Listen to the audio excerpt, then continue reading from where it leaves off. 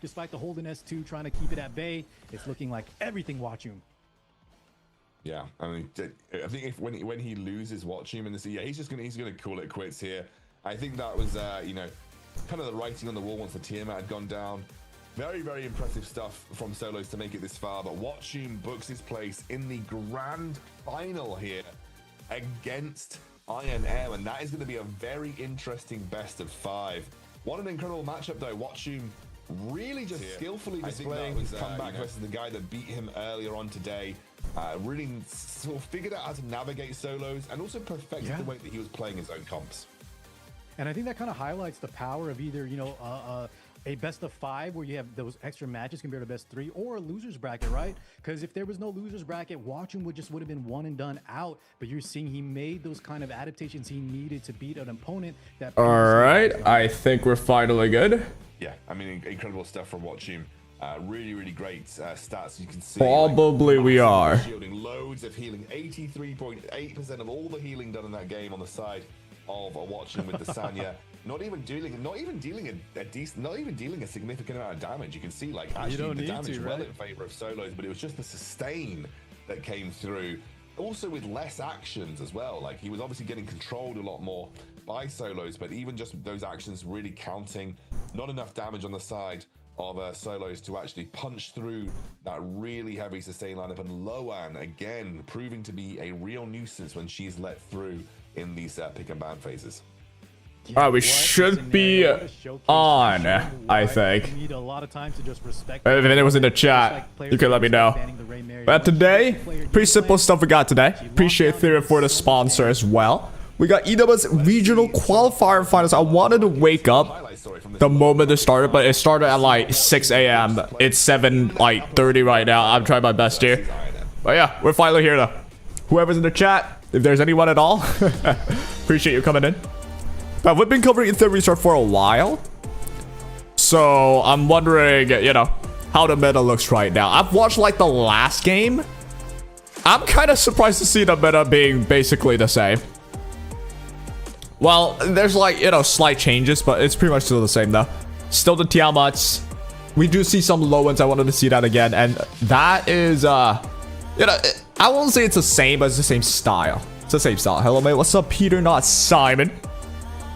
How you doing? Appreciate you checking in here. We are just checking out this big event here.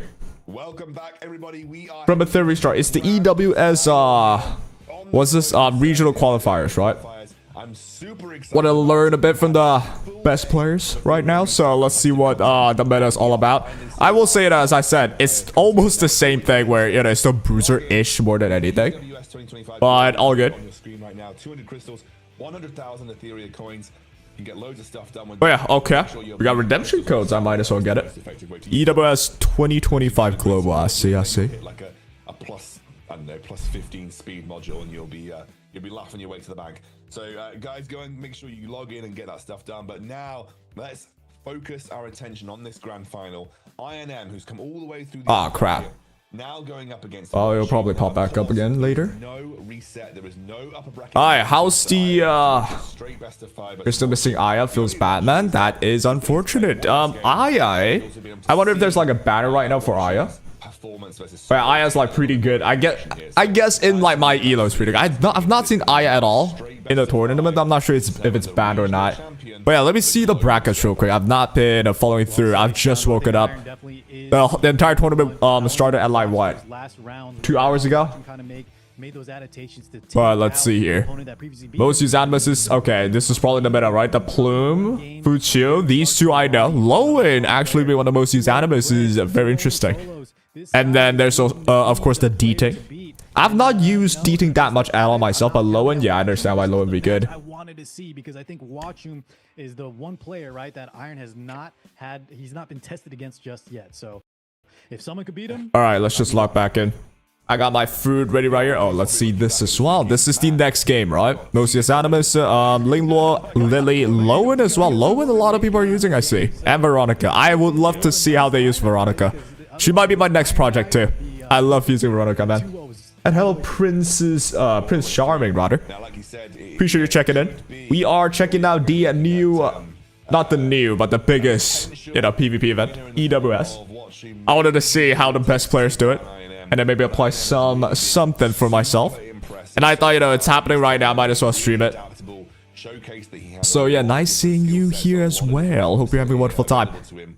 So regardless, he is the guy to beat. Watching comes in with a bit more pride. Okay, apparently he's the guy to beat. Experience maybe under his belt, especially in this tournament, having to play that extra set of matches. But INM, I can't wait to see it. I want to see the draft. Dude, this game, when there's more like characters now, I feel like the game got a lot more fun. The underdog mentality going in. This is going to be a best of 5 though. A best of 5 as well. So that's the regional finals. Ooh. I wonder what happens after. Wait, it's already in the finals? Regional finalists. Wait, hold on. Let me see the brackets real quick. Solos and These bruiser lineup very by solo heavy sustain plan. She locked. Oh, they also have the stats as well. Where's the freaking brackets, dude? Oh, there we go. That's the finals. Oh, okay. Best of 5 in finals then. I basically skipped everything then. Oh gosh, damn it. I thought I'd be up for like the semis. It's morning already with you. Yeah, it is morning. It is almost 8 in the morning. And this entire tourney started at like 6. I really tried to wake up. Couldn't wake up, baby. Alright, the draft started though. Let's lock in real quick. So Iron M versus a Korean name.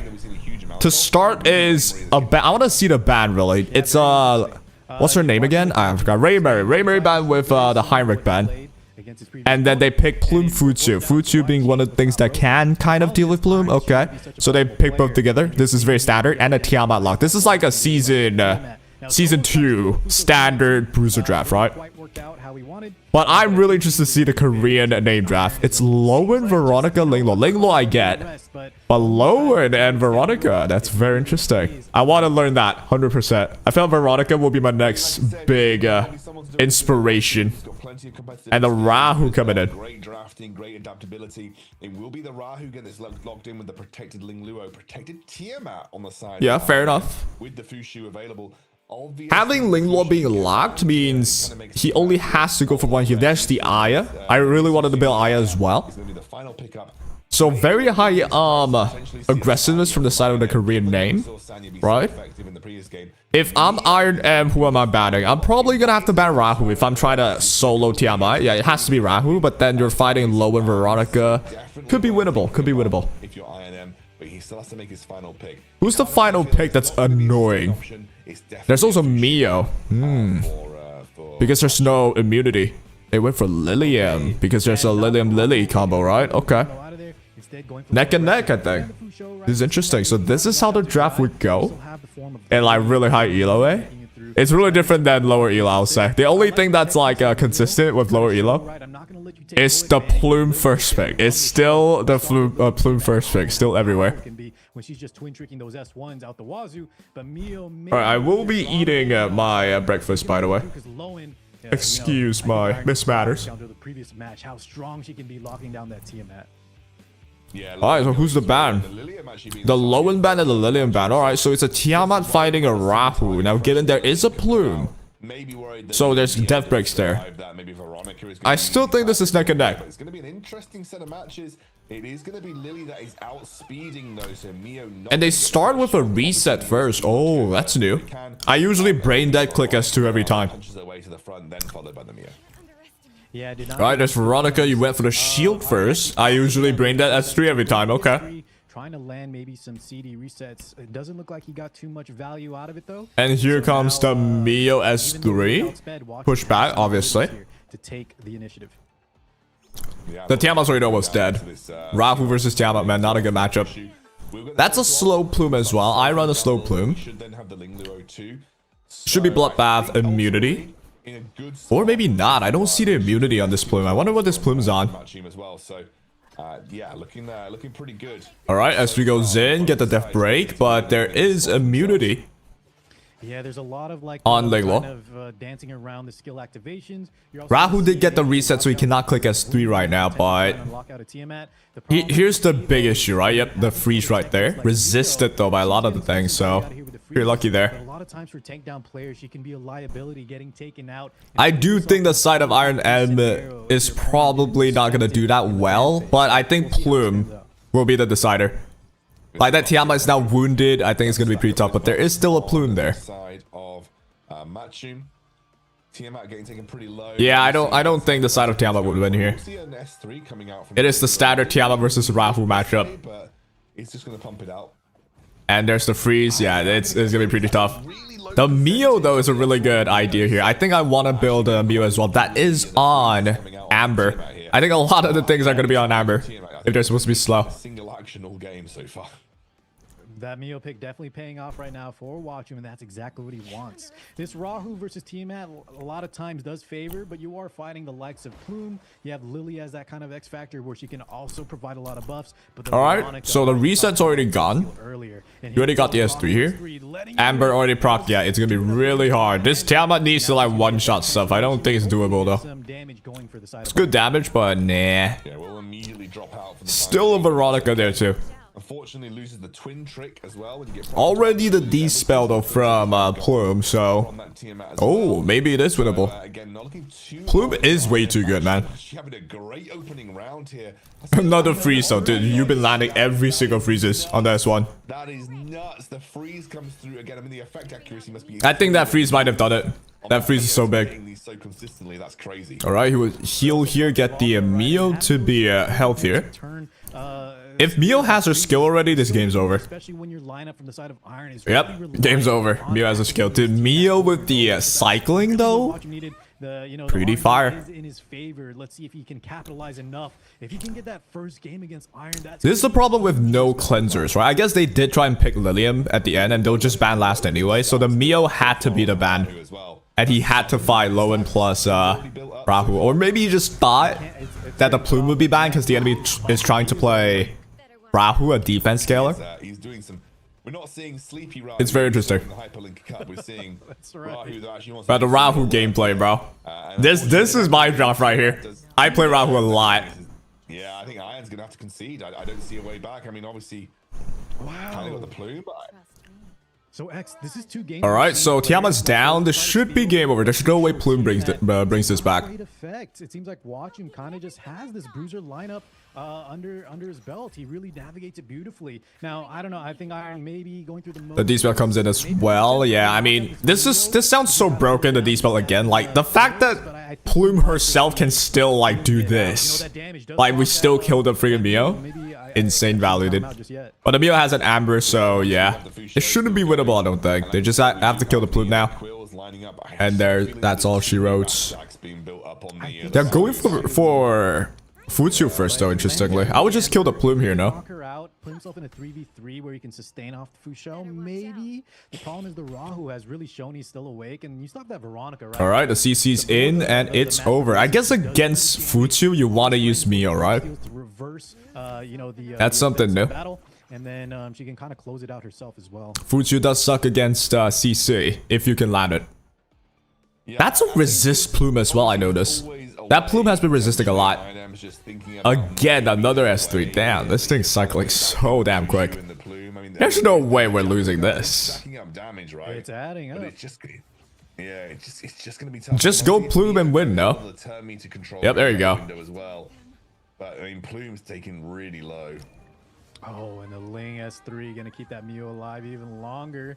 Does get a bit of healing off that Rahu, getting more rat stacks. And here you go. Doesn't get the freeze. There you go. The assist from that Rahu. I think those 2 early freezes against that Tiamat was that slight bit. Maybe we just needed 1, but that was huge for Watchum. So great tech. So that should be it. Okay. I was wondering if they just don't allow yielding. I feel like that was 100% a yield game. I think this just ended up with this is basically just a ban diff. I think he had to try and fight the Lowen. I don't know how OP Lowen would be in that comp. I still think we're probably losing to the side of Tiamat. But if they banned... Who did they ban? They had to ban Mio. Yeah, they had to ban Mio because there's no cleanser. So kind of clean the entire tournament. That's just how I see it. So this is already the finals. And it's already 0-1. It's a best of 5. And now he's going to go into the second. And there's some stats here. Ooh. Total actions 53 to 46. So all of it, Iron actually got a lot of everything. Huge win for Watchum. showing, you know, putting the numbers on the board early, taking that. But then the side of Korean name got the most of shielding. He did drop a game earlier against Ronnie, but for the past, what, 4 or 5 matches, he has been clean sweep. I don't think it matters that much though, these stats, right? It kind of matters more like what are who are the characters on both sides. I don't know what the point of those stats are really. In the bruiser lineup, he's shown that he can beat other bruisers if you try to steal his Fusho Tiamat. So I want Iron to kind of go back to the drawing board, what he was doing earlier, kind of just take those power. All right, pretty good first game. I'm hoping to see some cleaves as well. I've missed previous games. Maybe someone has already cleaved, but I would love to see some cleaves. I feel like cleave is so hard to do. The higher you are, the harder it is. I'd like to see some adaptation. Like, and this being the World Summit, not gonna be that easy. I think Matchroom has got the bruiser comps to a T. Like, he knows how to play them. He knows all the variations that he needs to make it work. I want to see Iron M kind of flex a little bit, go, like he said, to somewhere else in his category. He's going to go what might be happening immediately. He might be saying, I'm going to do the same exact thing, maybe with some minor differences, but you just got lucky with that Mio, and this time around, it's going to be... Alright, the next game's draft started as well. It's the same thing. Legit the same draft. What the hell? I guess they're doing the same thing. Maybe they'll, like, changed up the bans. Going down the same way and saying, I'll just ban the Mio this time round. I don't know. I mean... Yep, they should ban Mio. It's the same thing. Tiamat Lily. And then the Rahu again. And they'll ban... I think RM is going for the Mio ban. It's the same draft. What the hell? Oh, and then the vet. Oh, never mind. It's Lily. So it's the same draft. What? This is a 50-50 ban type of game, right? I think you got a little bit high rolling luck on your Mio S1. If Iron M bans Mio and the Korean name bans Lilium, then Iron M has the upper hand. But Iron M went for the low end ban. Is the Korean name gonna take the bait? And they ban Lilium. It's the same game.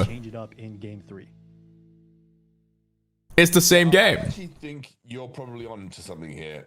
That Mio did get very lucky. Realistically, the like 2 S1s in a row. I don't know. What? This looks like Mio should, if Mio lands everything, this should just be a Mio win again. It's the same thing here. Oh, cooldown he didn't land a cooldown increase on Mio the first time, didn't he? Alright, so this time this Mio cannot just click S3, but then it's only for a turn, so only S1. Watch this freeze stuff. Bam. Oh. Nah. You know, genuinely a reality. You know, when I would be mad. Sometimes you do just have to deal with the slightly awkward RNG that isn't in your favor. Like this. But game's still going though. I still don't see how the side of Iron M's gonna win this one. There's always some level of it that you've got to deal with. They did just get heal over time, but you just get stolen by Veronica. And there is still a wound character on their side, so pretty iffy. Giving the twin trick to Tiamat, that's a standard Lily Tiamat play. Here comes the Rahu. So like he was scaling super quick as well. I would probably go for, who do I even want to kill first? I guess Futsio. Okay, I would have went for maybe the Plume first. I don't want to say that was the only reason he won, but what do I know? All right, so here comes the strip, right? Veronica's coming in. We're gonna steal a lot of buffs, I think. Oh, they're going all in on Rahu, it seems. The buff steal's coming in. Bam, and there we go. This is the problem.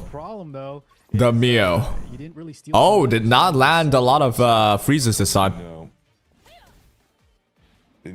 Wait, Tiamat should win this one then, just because you missed the freeze. The Soul Ward is still keeping Rahu alive though, but then it's 1 HP on Rahu. It's not gonna be that easy. There is still a Linglore heal. Soul Ward keeping alive from the Veronica, but this Alright, here comes the heal. Pop. Not gonna be that enough, I think, to keep him alive for that long. You do still have a shield. Oh, never mind. The Veronica, man. The shield is so thick. A dual attack into Tia, keeping still alive though. And here comes the S3 pushback. Nice. Rahu finally gets the S3, getting the defense buff. Classic Rahu plays, but does... Okay, there's the counter. the retaliation. And another S1. Do Rahu counter here? No counter for the Rahu. One more turn and then Plume gets to go crazy again with a D-spell. I think the side of Rahu loses here just because they missed the freeze on Tiamat. Oh dear. They have to freeze the Tiamat. So those 2 back-to-back counters into her activation, that may be a little too much for Watchroom to handle right now. If I'm Lily right now, I will probably click S2 actually, get the speed buff. S2 get the Tiamat a turn. Okay, you went for S1 only. Fair enough. I think S2 would have probably killed the Mio though, because you get crit damage buff. Oh, there's the freeze, that's big. Oh my god, it's full RNG. I still think Plume's got this. S3 get on Rahu, and that'll be it. There you go. The S2 should get on Rahu. With a Jackal as well, that should be it. And bam, that's game right there. So this was just kind of luck based though. I guess round 1 was luck based. This just proved it. Maybe RNM just wanted to prove a point. The round 1 was just luck based. First of all, the bans could have been better. Second of all, if the Mio just didn't land as many things, he would have won instead. Now I'm wondering what round 3 is gonna be. Is it gonna be the same draft? If imagine best of 5, it's just the 5 same game. The 5 same game, but the RNG roll differently. That would be terrible for like a final. Someone that really knows what they're doing in terms of how these things are supposed to play out. Someone that's really tried. I've got stat comparison here. Not a lot of shielding on the side of RNM, but as I said, I don't think these stats matter that much. Yeah, and the scary thing is, though, it kind of shows, I think, if you were just to analyze the match, right, all of us as casters, people watching at home, you kind of notice that I think it is true that Iron just had the favorable draft, like he was confident in his own style, and so now Watchroom is going to be the one that needs to make an adaptation. I don't think if Watchroom tries to stick to the same exact draft and we do the same 2 drafts from both players a third time, I think it's definitely going to be Iron favored. So now Watchroom needs to come up with a little bit of a different strategy. What do I do when my opponent takes that Fushu Tiamat? We saw him earlier pick things like, I believe, Born. He had some other options. I think we saw like a Sonya come out. So I'm very curious to see what he busts out. But now it's going to be, you know, the onus is on him to make some adjustments. Yeah, I think that's the important thing is you've highlighted there is that they could run this back again and it's just going to go in favor of Iron once more. So, you know, this is now where Watchroom's. I do apologize if you hear me munching. He probably did get quite lucky. You know, he looks back at that and think, okay, yeah, I actually probably did get quite lucky here. I now need to think about how I'm going to shift this up. I can't run that draft back again. I need to do something different. And all right, game 3. Oh, something different now. Change up in terms of Tiamat ban from Raymary. The Tiamat ban, the Heinrich ban. Heinrich a really popular ban on the side of the Korean name. So Raymary first pick, getting rid of the Tiamat. I do think the next best bruiser. I would say after, I wouldn't say best bruiser in Tiamat, but one of the top tiers. It's gonna be Tiamat and then Rahu. Raymary, same tier, I would say. Now you got me hungry, scoundrel. But I think and then we see the D-Ting and Plume. I've not been rating D-Ting that much myself. I've not been using him. But maybe I should. Because it seems Iron Am's picking D-Ting quite a bit. But you know what? That does sound amazing. I go for some Indian. I was saying that I think Iron, this is actually the play. Fushu Lowen though on the side of Korean name. I would love to see how Lowen's used. And Veronica Locke. Okay. And the Linglo as well. So Fushu, Linglo, 2 of the best options for healers are on the side of the Korean name. He's kind of shifting it up maybe because Watchroom had that first pick advantage. So dealing with the Plume, I think it's solid enough having 2 of the best healers, right? Nahor as well, that's interesting. Ooh, I love how different it is now. Back in the day, during the first like few EWSs, it's the same few characters always who can get the Lily first. And look how different things are now. Holden Nahor. No healers. I don't know if I like no healers. One of her counters, right? You want to make sure, as we've seen time and time again, when she presses that big skill 3, all that buffs. What would I pick here? Stolen for your opponent. Probably another bruiser. Yeah, Lilium's fair. Ooh, interesting. The Lilium pickup comes through. I don't know about Lilium myself though. I feel like Lilium would just get destroyed by Holden when reset, you know? Yeah, I think we're going to see a low-end ban most likely from Iron, and then Lilium is going to have to fight. A lot of defense break on the side of Iron M, and some control as well. I would love to see how Lowen works here. Lowen should not do that well against debuffs, and especially for someone like Plume as well. Getting banned out there. Lilium having, can't be crowd controlled, can't be turn meter pushed is a nice boon to have, but against the likes of Holden. All right, here we go, round 3, baby. Absolutely. So outspeeding is the Plume. It's a strip into Nahor, very standard, right? So Bandit's the strip, Nahor comes in. Oh, Veronica got pushed up, my bad. Did not catch that one. So he can choose to steal the immunity or get the shield. I would steal the immunity, me personally. Just so Nahor doesn't, like, get free, yeah. So bam. Got the immunity, fire. So now Nahor has a turn where he can't really do anything. What I'm interested though in is who is going to come out on top of this matchup.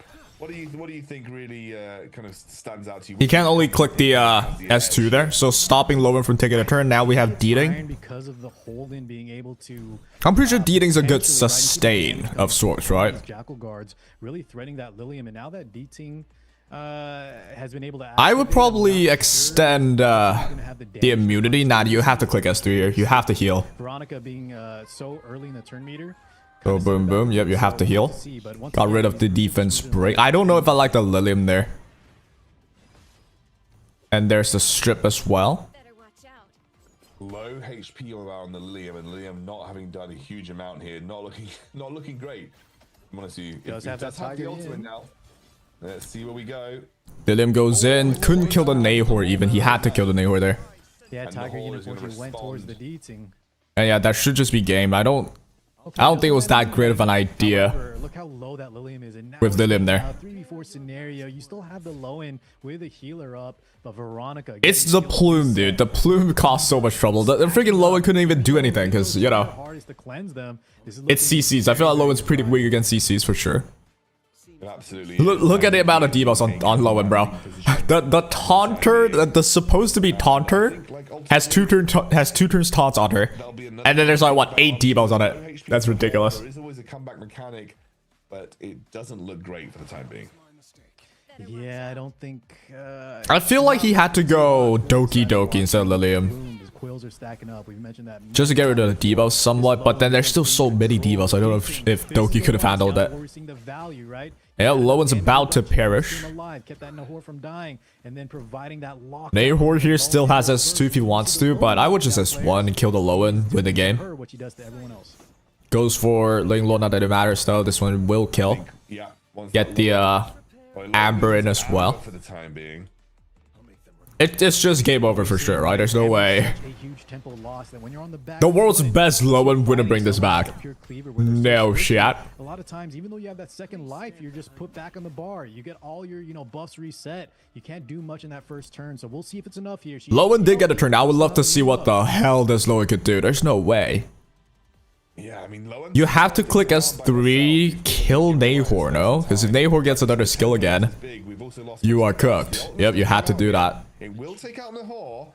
It's not all lost. Yeah, is it over? I still think so. Because, these spells again. Freaking Plume, dude. Oh, hell no. I hate Plume, man. It's just too good. Getting Plume is just getting an advantage. I think I agree with you. Lowen just couldn't do much. Yeah, going to be ended. I think, unfortunately, not an easy. I don't think there was any way solidifies his second. Plume would have lost that one. They had to ban Plume, right? Who did they ban? I wonder if we could see the draft again. This little animation here is cool, by the way. All right, 2-1 for the side of Iron M. Man, I just want to go back to what we were talking about earlier. I'm so impressed that Iron, the first 2 games, despite that loss, stuck through it with that second draft. Really showed, hey, that was just, Iron M's low-key aura right now. And I had the better draft. I should win this 9 times out of 10. He did it, and then in game... It's like what Car said. I think Iron M lost the first game. It was like, nah, the draft, I should have won that. Just to prove a point, he went with the same draft again, won the second draft, and he's winning the third draft. If he wins the 4th draft again, shit, G. No, absolutely. The aura is crazy with that one. it just shows a really strong mastery as well of I will say though, he does pick Plume like almost. I would love to see what happens if he doesn't get Plume. I feel like Plume contributed a lot. A little bit too much. Like if he can prove that he doesn't just like need Plume every game. Absolute Giga Chad. Let's see round 4 if he's gonna first pick Plume again or like ban protect Plume. I think he ban protect Plume this time. Alright, this time with Raymary. Oh, the Raymary got banned. I guess I wouldn't like Raymary either. And Low and Futsu, it's the same thing again. Are we gonna do the same thing? A little bit of discomfort, like basically just saying, hey, if it's the same thing and the other side win this time, this would be the best final ever. But I don't think so though. I don't think you ever win that if you do the same draft. What I'm noticing is Iron M has not just Iron M, I think both players, they like to, you know, they pick their characters, bruisers, right? And then they swap over to D.Va first. When it's needed, like a last pick Mio or like a last pick Nahor, if anything. So it's a slightly different draft this time. Raymary and Veronica being picked away, and Plume being ban protected again. I still think Plume's too good. Yeah, absolutely. Plume is too much value to let through. I don't know if Low and Futsu or Raymary here. I guess. Yeah, basically on the side of career name, right? I don't know if you want to let Iron M gets a ban protect Plume. Alright, Lilith now with Aya. I think Iron M's just like dancing at this point. And a Sylph. Ooh, I've been using Sylph a lot myself, just to deal with debuffs. Why the Sylph is coming out here, another answer to crowd control, bit more sustain as well. I would love to see this Aya though. Aya Veronica feels ridiculous. It's just unkillable. There's only one stripper in the on the side of career name. Holden only. I guess Lowen could too. Yeah, Lowen a big source of strips actually. So this is neck and neck to me. I wonder who's gonna win this one. Let's see if it pays off. I want to see what this Lowen does. I would love to use Lowen myself. Oh, it's a Law of Silence Lilith. Is that like the new tech here? I'm still on Jackal Guard though. Alright, Lowen finally got the turn and it's Lily buffing Lowen. Okay, twin trick on Lowen. So Lowen gets a lot of S3 then. I didn't think about this sort of idea. Alright, the freaking taunt onto the Plume and a counter right there. Aya though is gonna be able to purify that, turn meter plus, increase all that. Getting rid of all the debuffs too. And here comes Lilith. Oh, what's gonna happen here? You have to land the stuns. You do land it on the Sylph. You can push her back if you want to. If you do push her back, actually. Okay. And she's back to the void state. Oh. That's how the interaction works? That's so interesting. Okay. So this Lilith is untouchable right now. Wow. I mean, it's gonna get dispelled soon. And if Plume dies here, it's gonna be big. And Plume's going to die here. Lowen's right here. You're gonna AoE. Wait, you're not AoEing? I guess you're stopping them from healing? Why would you not AoE though? Here comes the Sylph. Alright. Plume died without doing anything. That's big. Yeah, not a huge amount, like you said. We don't have a massive amount going. So buff's still here. There's still a Lilith, but then there's a Sylph on their side, though. I don't think this is winnable for the side of Iron M. Back onto the side. And obviously we Yeah, the reset now, you don't need it though. Yeah, thinking of it, like Lower resets herself. So it's not that, it's kind of a waste for Lily, I guess. Like Lily can't really reset right away sometimes, but overall, like Lily now can reset if she chooses to. Yeah, there should be game over for the side of Iron M. It's taking her for about 16 turns to actually get a turn into this. We will see the S3 coming out from basically, I feel like he just needed Plume to click S3 and then push back Sylph. If he's able to do that, then I mean, I guess he was able to do that, and then Sylph was just despelling stuff, right? So Sylph being able to dispel the Plume, and in that one turn, Lily plus Lowen is able to take care of Plume. That's one way to deal with Plume. But alright, so relying on just Plume, not exactly easy. But I do think Iron M is also like testing new stuff for fun though. The Lilith with Aya, I've not seen this one. Don't think you can get the victory from here though. Void again. Dude, the Void idea? Aya plus Lilith with the perma Void? Wait. I gotta try this myself, man. That looks fun. with a little bit of a miss here. But there's no way you could win from here, though. There goes the eye, and now we just... And now it's only one Lilith. Don't think this is winnable. Lowen doing pretty good. Just aggressively. Yeah, I think they're gonna have to... Alright, there you go. So that's 2-2. A final goes down to a sudden death round. I mean, I like the idea, but it just ultimately was not what... The idea was so fun, though. It's a perma stealth Lilith with Aya resetting, right? That was so fun, but then, I don't know, if it's a suitable stage to try fun stuff, you know what I'm saying? $1,000 and claim yourself as the...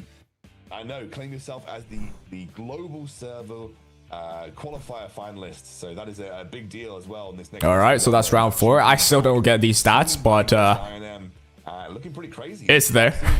So far, I've been really impressed with how these two guys have played. I would love to see like different stats rather than these like chat odds of landing stuns or odds of a debuff getting resisted, and then they put it here in terms of percentage. That would be way funnier if like we see like a Lilith going 100% no debuff landed. That would be funny. I fully agree. But well, both players back and forth. all good. The adjustments. Watch him coming back now, tying up in this best of 5. I still think Iron has the advantage here. He gave himself the room, right, going up 2 games early. So now he has either the first pick advantage or he can try out something different. So Iron has the first pick advantage right now. He's gonna respect the low end potentially, or have enough like control like he had with that Nahor comp to lock her down. Because I wonder what will happen in the last game though. This isn't that good like for sure. I don't know if Iron M was like just trying to, you know, be showboating with Lilith plus Aya, or maybe they're just trying to like throw the enemy off guard. When Lowen has been let through, you've really felt it. But now it's all on the line. Raymary got banned. Raymary got banned. Only Iron M was picking Raymary. I guess he didn't want to fight her. And then Hymer got banned as well. Raymary actually always got banned. It's either pre-ban or post-ban. Still Iron M went for the first pick Plume though. And the Lilium as well. And finally we see the Doki. I was thinking Doki should do solid if the opposition is going for like a mix of, alright, we're gonna bruise for a little bit, suddenly we throw in a Mio, suddenly we throw in a Nahor. Doki should be a threat. Linglord ban protect. This is similar to round 1. But then Tiamat's on the other end now. So Iron M with a Lilium. Without a Lily though. Veronica's a good idea as well. Lilium can't just one-tap you. Kokardi? Oh my god. I've seen Kokardi be really strong. I've seen a couple of misses from Kokardi as well. So interesting to see this one come through. Alright, apparently Kokardi's been picked before. I've not seen Kokardi at all myself. Even in my elo, like even in higher elo, I've not seen her. I mean, I've not seen him.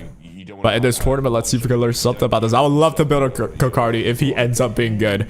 But no healer on the side of Iron M now, and a Linglord on the side of Korean name. I don't see how Iron M could win this. He bans the I'm guessing Korean name wins this. Because no Tiamat, sure. But then the opposition has a Linglord heal. A Doki Doki cleanse. And reset. And a Veronica basically perma unkillable. A Lowen to basically control someone right away.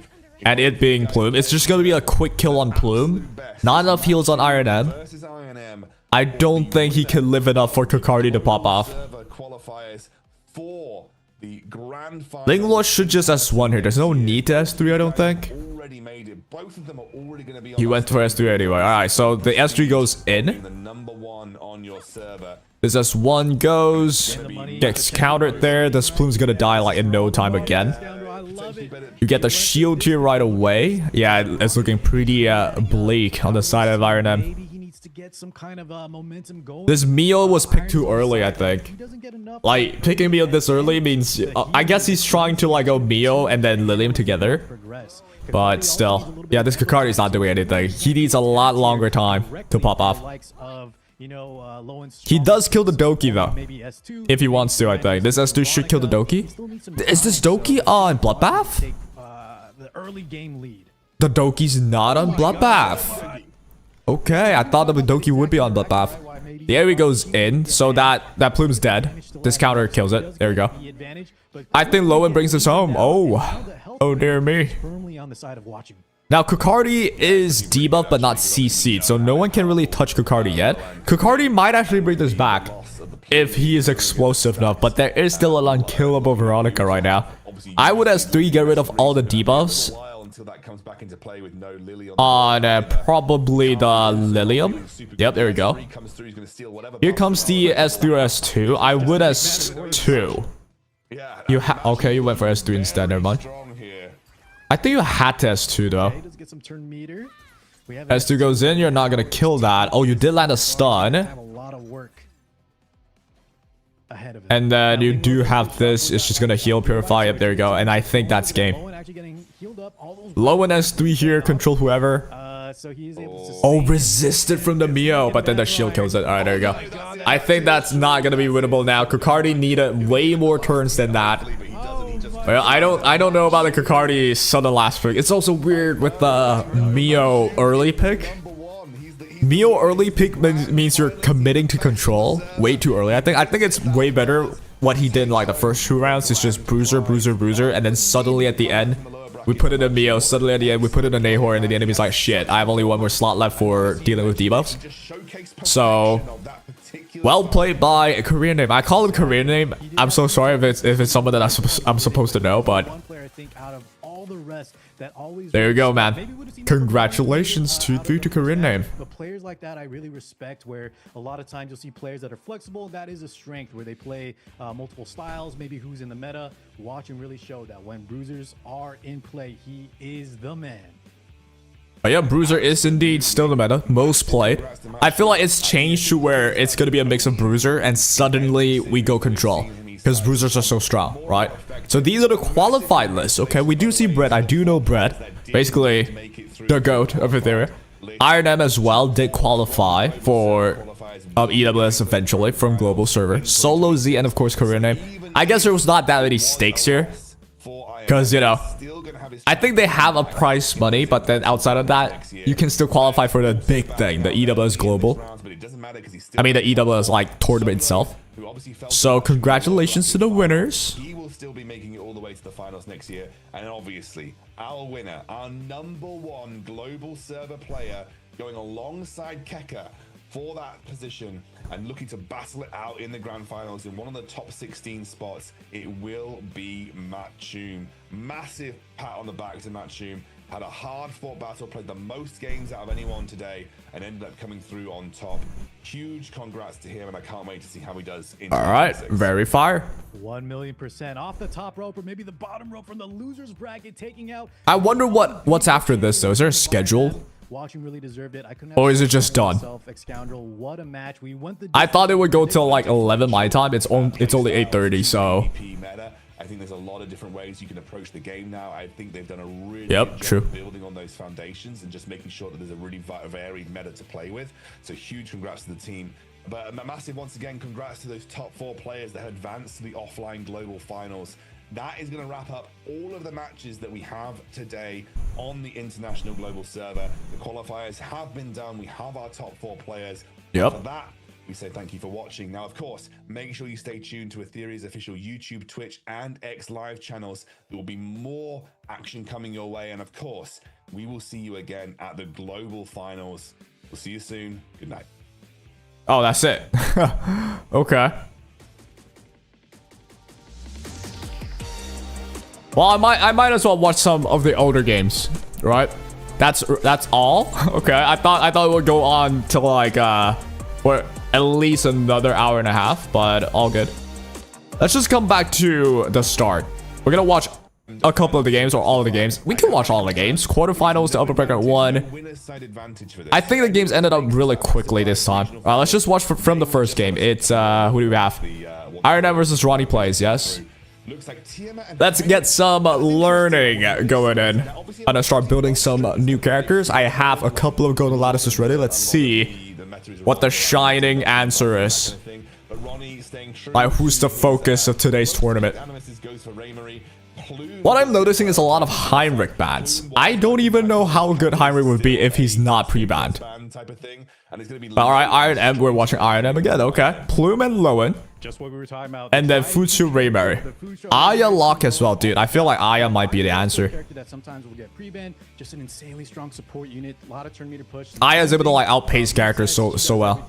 Alright, Lily lock into Lilium. Lily plus Lilium is something you want to take note of. Ronnie, I feel like Lilium always wants to be played with Lily, me personally, for sure. So this makes sense.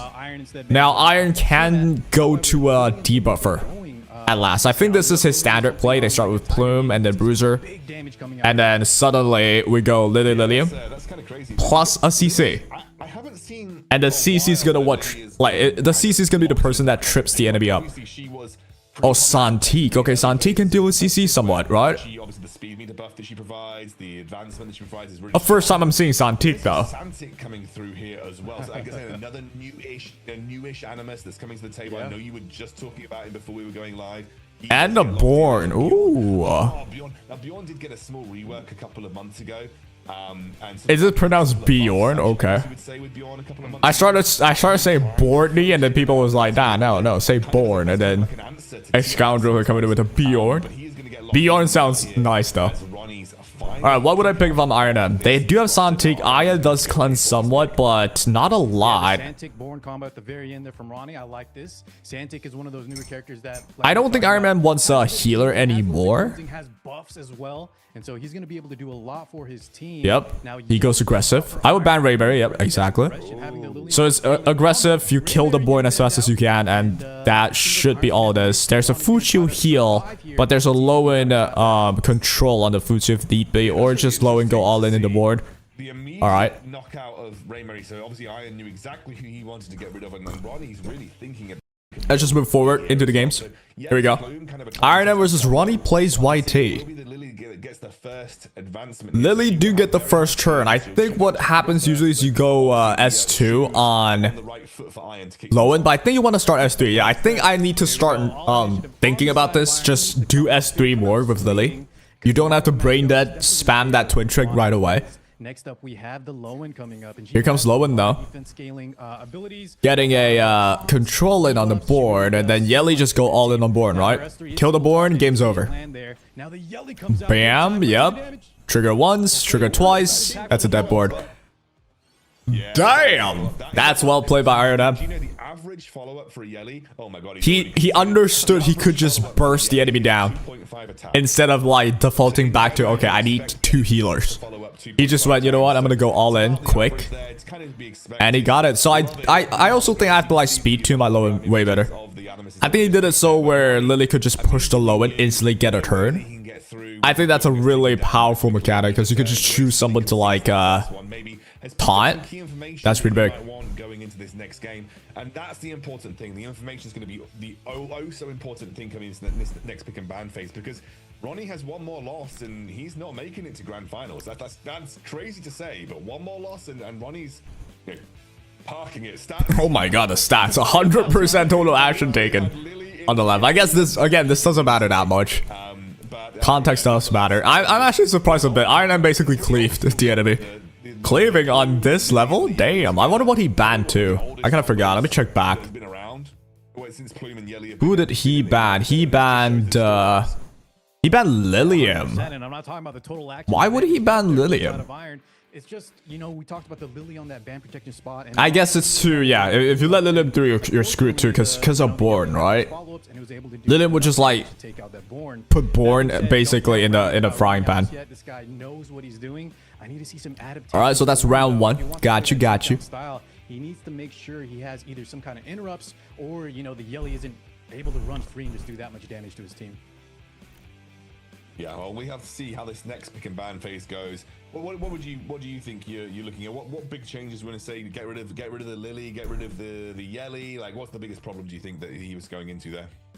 There's a lot of answers you can do. You just, you know, we need to be able to survive past that first turn because we play that bruiser style from the side of Ronnie. So any type of interrupt, if he wants to speed contest, he can do that. Maybe take the Lily. I don't know if Tiamat's open. Was Tiamat open? I think instead of Born, it should have been Tiamat just to survive. Trauma straight in, you know, turn 1 where we can't even sort of have any kind of answers. Yeah, no, absolutely. I think Tiamat was banned. Oh, that's why. About, Yeah, it's kind of hard. I wouldn't know what to do. I guess I would go Doki. Ban Lilium, go Doki. And then go for the bruiser. That's interesting. And then Doki would have to be faster than Lily, though. Yeah, it's still kind of hard. It's pretty... yeah, no, that's kind of... It's pretty iffy. I wouldn't know what to do there. All right. Round 2, though, of the first game that I missed. A first pick with Plume. Again. It's basically what I do all the time. It's just first pick Plume. Glad to see that still works. And a Futsu Raymary on the other side. The first time Raymary ever got picked on the other team. It's always the left side team that picks or bans it. Ronnie, though, doesn't seem deterred. This time he does. And a Nahor early from Iron M. And a Heinrich. I would love to see this. What in the world could Heinrich do? That is so scary. I think he just shuts down Futsu, right? And with that Heinrich. And the Doki to counter back the Heinrich, right? So if the Doki's faster than the Heinrich, you get rid of all the debuffs. Lilium as well without the Lily, though. I don't know if that's too good. Awesome answer for Ronnie to kind of answer Iron's aggression. Yeah, Doki coming in straight away, and like you said, really, really strong debuffer, one of the strongest in the game. And if we're going down like a Fushu Tiamat kind of build where you're expecting to maybe stall this out for a few turns, enemy only going to get stronger and stronger. So a really hardcore control comp versus a Doki. I feel like Ronnie has got this if the Doki's faster. The percentages are pretty damn low. But also has great... And another Born. Ronnie likes to pick that Born, right? Immediately gets banned by Ronnie. He needs to ban Mio so the Doki outspeeds. And if anyone outspeeds, if the Heinrich outspeeds Doki, then Ronnie would be at a big disadvantage, I think. So Ronnie, definitely respecting it and having to get it out of the picture. Yeah. With units like Tiamat, you don't want to have that wound on, especially if you're on something like Amber. The interaction there. I guess it doesn't matter though, because Doki would usually have what's the one shell? I forgot the name of the shell. By Iron. Looking like the shell that dispels debuff. 3 debuffs. It was exactly the Alicorn. There we go. It's Alicorn. Alright, so Doki does outspeed. So Heinrich should be a lot less threatening. That's what I'm thinking. Dark Moon is on a Hein. So you go for this first. Get the block, get the Cursed Quill. Plume's effect is also kicking in, the Cursed Quills. Here comes the Futsu speed buff though. But it wouldn't get into effect because of the block. Now Plume goes in and there's a full team freeze for Nahor. So what happens here is they're overwhelming the amount of debuffs on the Doki. This Doki cannot move, I don't think. Everyone can't move, basically. There's too much debuffs. Wow, I didn't think you could do this. That's right. As he goes in, that should kill someone. There you go.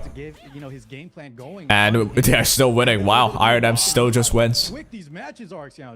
That's I don't know what to think about that. Okay. Really adjusted his draft. There's 9 debuffs on the Doki. We don't care. All right, that's pretty cool. And let me check that again. How did Born just move there? Born did get all that. Did Nahor not freeze the board?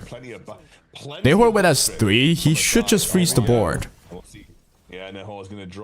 Oh, Born just purified everything. Okay. How many purifies are there? I feel like that's a lot. Oh, I did freeze. Okay. So basically, Born, with the help of Doki, dispelled everything and then one-shot it. That's really it.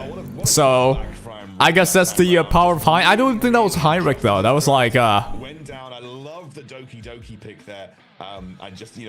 Heinrich didn't really do much there. So... I guess Heinrich should be for bruiser games, I suppose, maybe. Alright, that's pretty cool. That initiative back. You can't full tank down a lot of times. The cleave has gotten good enough, the control has gotten good enough that if you just let your opponent take full, control of the game, quote-unquote control, but initiative, then a lot of times you're in for a lot of trouble. So well answered from Ronnie. I like that adaptation.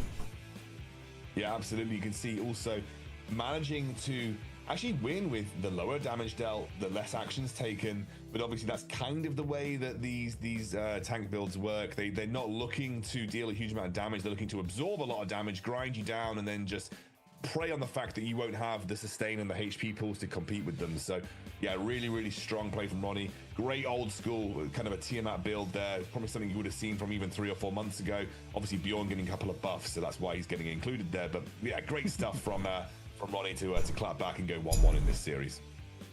Yeah, that's right. I love it from Ronnie. Now, Iron, I was very impressed with game 1, but now we're on the other foot, right? Now, Iron has been shown that he can't just, you know, have this kind of aggressive style where he'll just take turn 1, he responds. Just the... Yeah, I mean, that's what Ronnie's particularly bothered about because it's not being contested or banned away. All right. Like that. Let's get the next round going. So far, honestly, I don't know what to make of that game at all.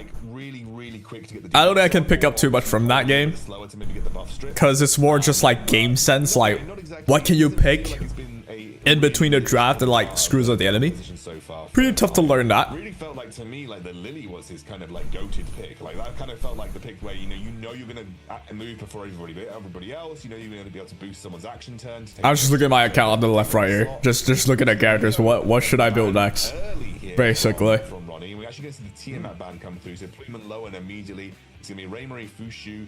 Now Iron's gonna get the chance for that protected pick. I wonder if he just goes Lily again. Alright, so next game here, Plume Lowen again. I should do this more then. I feel like Plume Lowen is such a good start, because Lowen doesn't do that well against Plume. You just go Plume first, and it unlocks so much options for you. Okay. Also, the pre-ban, Tiamat pre-ban with Mio pre-ban. Ooh. Heal heavy so far with Fushu and Mizumi. A Mio pre-ban. I wouldn't think I see the day. You were talking about Plume, and I agree with pretty much everything you said. Tiamat ban makes sense. And the Raymarie on Ronnie's side.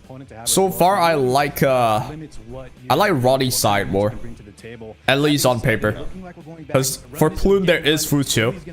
For Lowen, there is Aya, I guess, to a certain extent. Because you just get rid of the taunt. So I want to see the adaptations made here.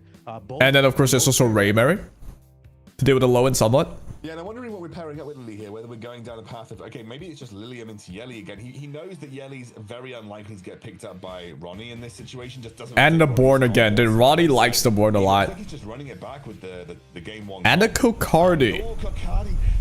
I'll love to see a good Kokardi game. The one game we saw Kokardi in earlier, I feel like Kokardi just needs more time to pop off. So I know he kind of likes this as a pocket pickup for him. And Iron M is more aggressive than not, so I don't know if Kokardi's gonna work that well here. Like, I think I'll just ban Raymarie and fight Born Kokardi. And a Nahor to deal with, yeah. Nahor with like the amount of debuff, right, deals with Kokardi. The moment we land that freeze on Kokardi and someone else could like follow up, Kokardi just insta dies. We'll have to see what Ronnie chooses to ban in this situation, though, because if you ban Lilium, where's the damage coming from? Like, there isn't that much damage on your team at this point, so that's maybe a bit of a worry for Iron. Yeah, not only that, the Lilium... Ronnie bans the Nahor because he wants to keep Kokardi alive. That's what I'm seeing right now. That makes sense. And then Iron banning Raymarie because he wants to go for the Nahor win con. Nahor freezing Kokardi, instantly killing it. I think that's the idea here. So now it's kind of neck and neck again. You do have Lily on one side plus a Plume. That's a lot of aggressiveness there. So this might just like put someone out of commission, right? Damn. Oh my god, look at that damage. Yeah. Kokardi, one of his abilities, X, is that you know, when he has no debuffs, control debuffs, he cannot be targeted. So this with Jackal Guard should kill the Aya. I think you should go for that. Bam, there you go. So there's no way you can win from it. There's no D-spells anymore. There's weakness on 2 of your characters. I think this was just well played from Iron M for sure. Bjorn maybe can get that one shot. Obviously has big damage potential, huge damage onto the Lilium here, but he got taunted. Of course he got Yep, he did get taunted from Lowen. Kokardi goes here, he needs to kill, but Kokardi, ooh, it did get the kill. So that's a pure damage Lilium. 100%. There's still a Lowen here, there's still a Plume, there's still a reset going in. This is actually still neck and neck. The Kokardi actually is popping off, even with the weakness buff, which is insane. How much damage would this do? Looking a little rough, and now we have Kokardi scaling up on the count. His damage is gonna get scary. He might be able to just kill the Lowen right here, but there is still an Amber, 2 Ambers. One on Lily, one on Lowen. That early on is not great. Now we're just waiting to see what goes for Lily. Couldn't kill yet. Yeah, he just needs one more turn. He needs one more turn, but that's the one more turn he doesn't have. Lowen now, he needs to go all in on Born, I think. This Born's not on counter, no way. I feel like Iron's in a rough spot for this time being. Does have You do have to reset, you go for it. AoE to just try and do something in this situation, but it's not doing a huge amount. And then S1 again. Lowen just needs to kill with S3 here. And you still have the Amber, so I actually think Iron M should still get this. Maybe I'm coping though. S3 goes in, should kill the Born. There you go. And Kakardi here should get a double kill. Here being doing so much damage, and I believe his AoE effect is primed and ready. And Plume has S3 already, so all right, you triggered the Amber right there. Lily's still not dead yet. Oh, that's so nice. So Plume comes in again. He has to kill Futio now, but Futio alone with an S3 up for Lowen, the chance should be pretty good. I would just go for S3. He went for S2 to decrease attack then. Okay, that makes sense too. I would have probably just S3 though. So can't count her out. Plume obviously has that Jackal. All right, you do have Amber still on Lily. Actually, no, that was the better play. The attack down mattered a lot. The attack down made it like he legit didn't do anything. But I'm also surprised that's weakness buff with attack down. He still did quite a bit there. All right, this might just one shot now almost. Oh, not quite yet. Not enough time yet. All right, so now Twin Trick's not on. Oh, Twin Trick's on. Never mind. All right, S1 would crit here. If he crit twice, that would be game. This goes in now. It's not enough to kill. Yep, that's what I mean by Kakardi. He needs more time. A lot of time. I really don't think he's going to be able to manage 1 versus 3. Now he could take out the Lowen, and it might be enough, but you just feel. All right, well played there. That was awesome. Through over Ronnie. That was such a back and forth battle. I really felt that the Kakardi was a strong pick in that situation, as you mentioned. Kakardi, I guess Kakardi was it made it so the enemy had to pick CC, and if you ban the CC, you try to go for Kakardi win con. That was decent as well from Ronnie. Well said. That's what I was about to say. But I think IRM did really well there though. I don't think IRM was like panicking in terms of the draft at all. I think that draft was really stabilized. He took a lot of things into account. So well played on both sides. This is a really good game. Even though Lillian was a non-factor. Yeah, absolutely. It's one of those things where you kind of forget how good Amber actually is and why a lot of players are but Amber though. Thank God I'm an Amber merchant. It does a particular job. You sacrifice a lot of income. All right, while we're waiting for the next game, let me come back to this. Guild War, eh? It's Iron M gonna win this. Let me put some defense on. See the stats here. Big damage dealt. Obviously losing the Lilium early on wasn't great, but it did enough work with just. I don't know what's like the most insane annoying defenses, but I kind of just do the same thing every time. Just took her out practically straight away, and then once that was down, I think it was always playing a little bit of catch up from Ronnie. You felt like there was maybe a comeback potential with the Kakardi there, but not quite enough. Just, you know, if the Ambers weren't there, I think Kakardi was definitely cleaning up as soon as he got that kill. But, you know, that's part of the game. What should I also put here? Maybe a Sylph? Put some respect on his name. Maybe a Lily, but it's already used. Ronnie was the favorite here. Yeah, and I'm sad to see Ronnie bow out at this stage as well, because it's always nice to see a content creator do well. Rooting for content, like fellow content creators, to get out there and make it to those grand finals. But maybe Futio. Person moving to our top 4 here of the global server qualifiers. So big congrats to Iron. Pretty swift best of 3 win for him as well.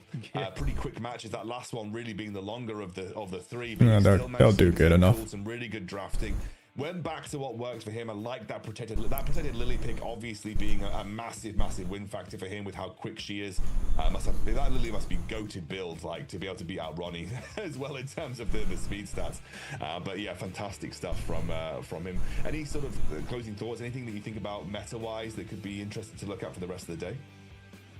Nothing in particular there, but from the first round, you guys can kind of see who the powerhouse characters are between units like Grey Mary, Plume, Lowen, and you're going to see cycles of those. However, you're noticing that every player is kind of have a sort of mishmash of playstyle. So you have bruisers, but you also need to flex into interrupting, into controlling, into doing damage. So I really like how the meta has adapted a little bit here. I think the recent changes are even more significant, but for this tournament, I'm excited to see where we go with it.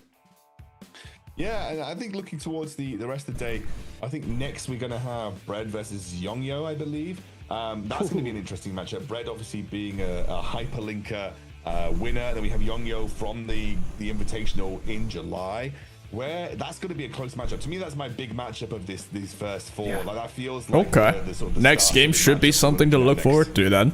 That could be a grand finals match right there. Right? All right, grand final match.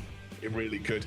We are going to take a look at some highlights from that last best of 3, really big moments, and when we're back, we'll be jumping into this next matchup. Okay.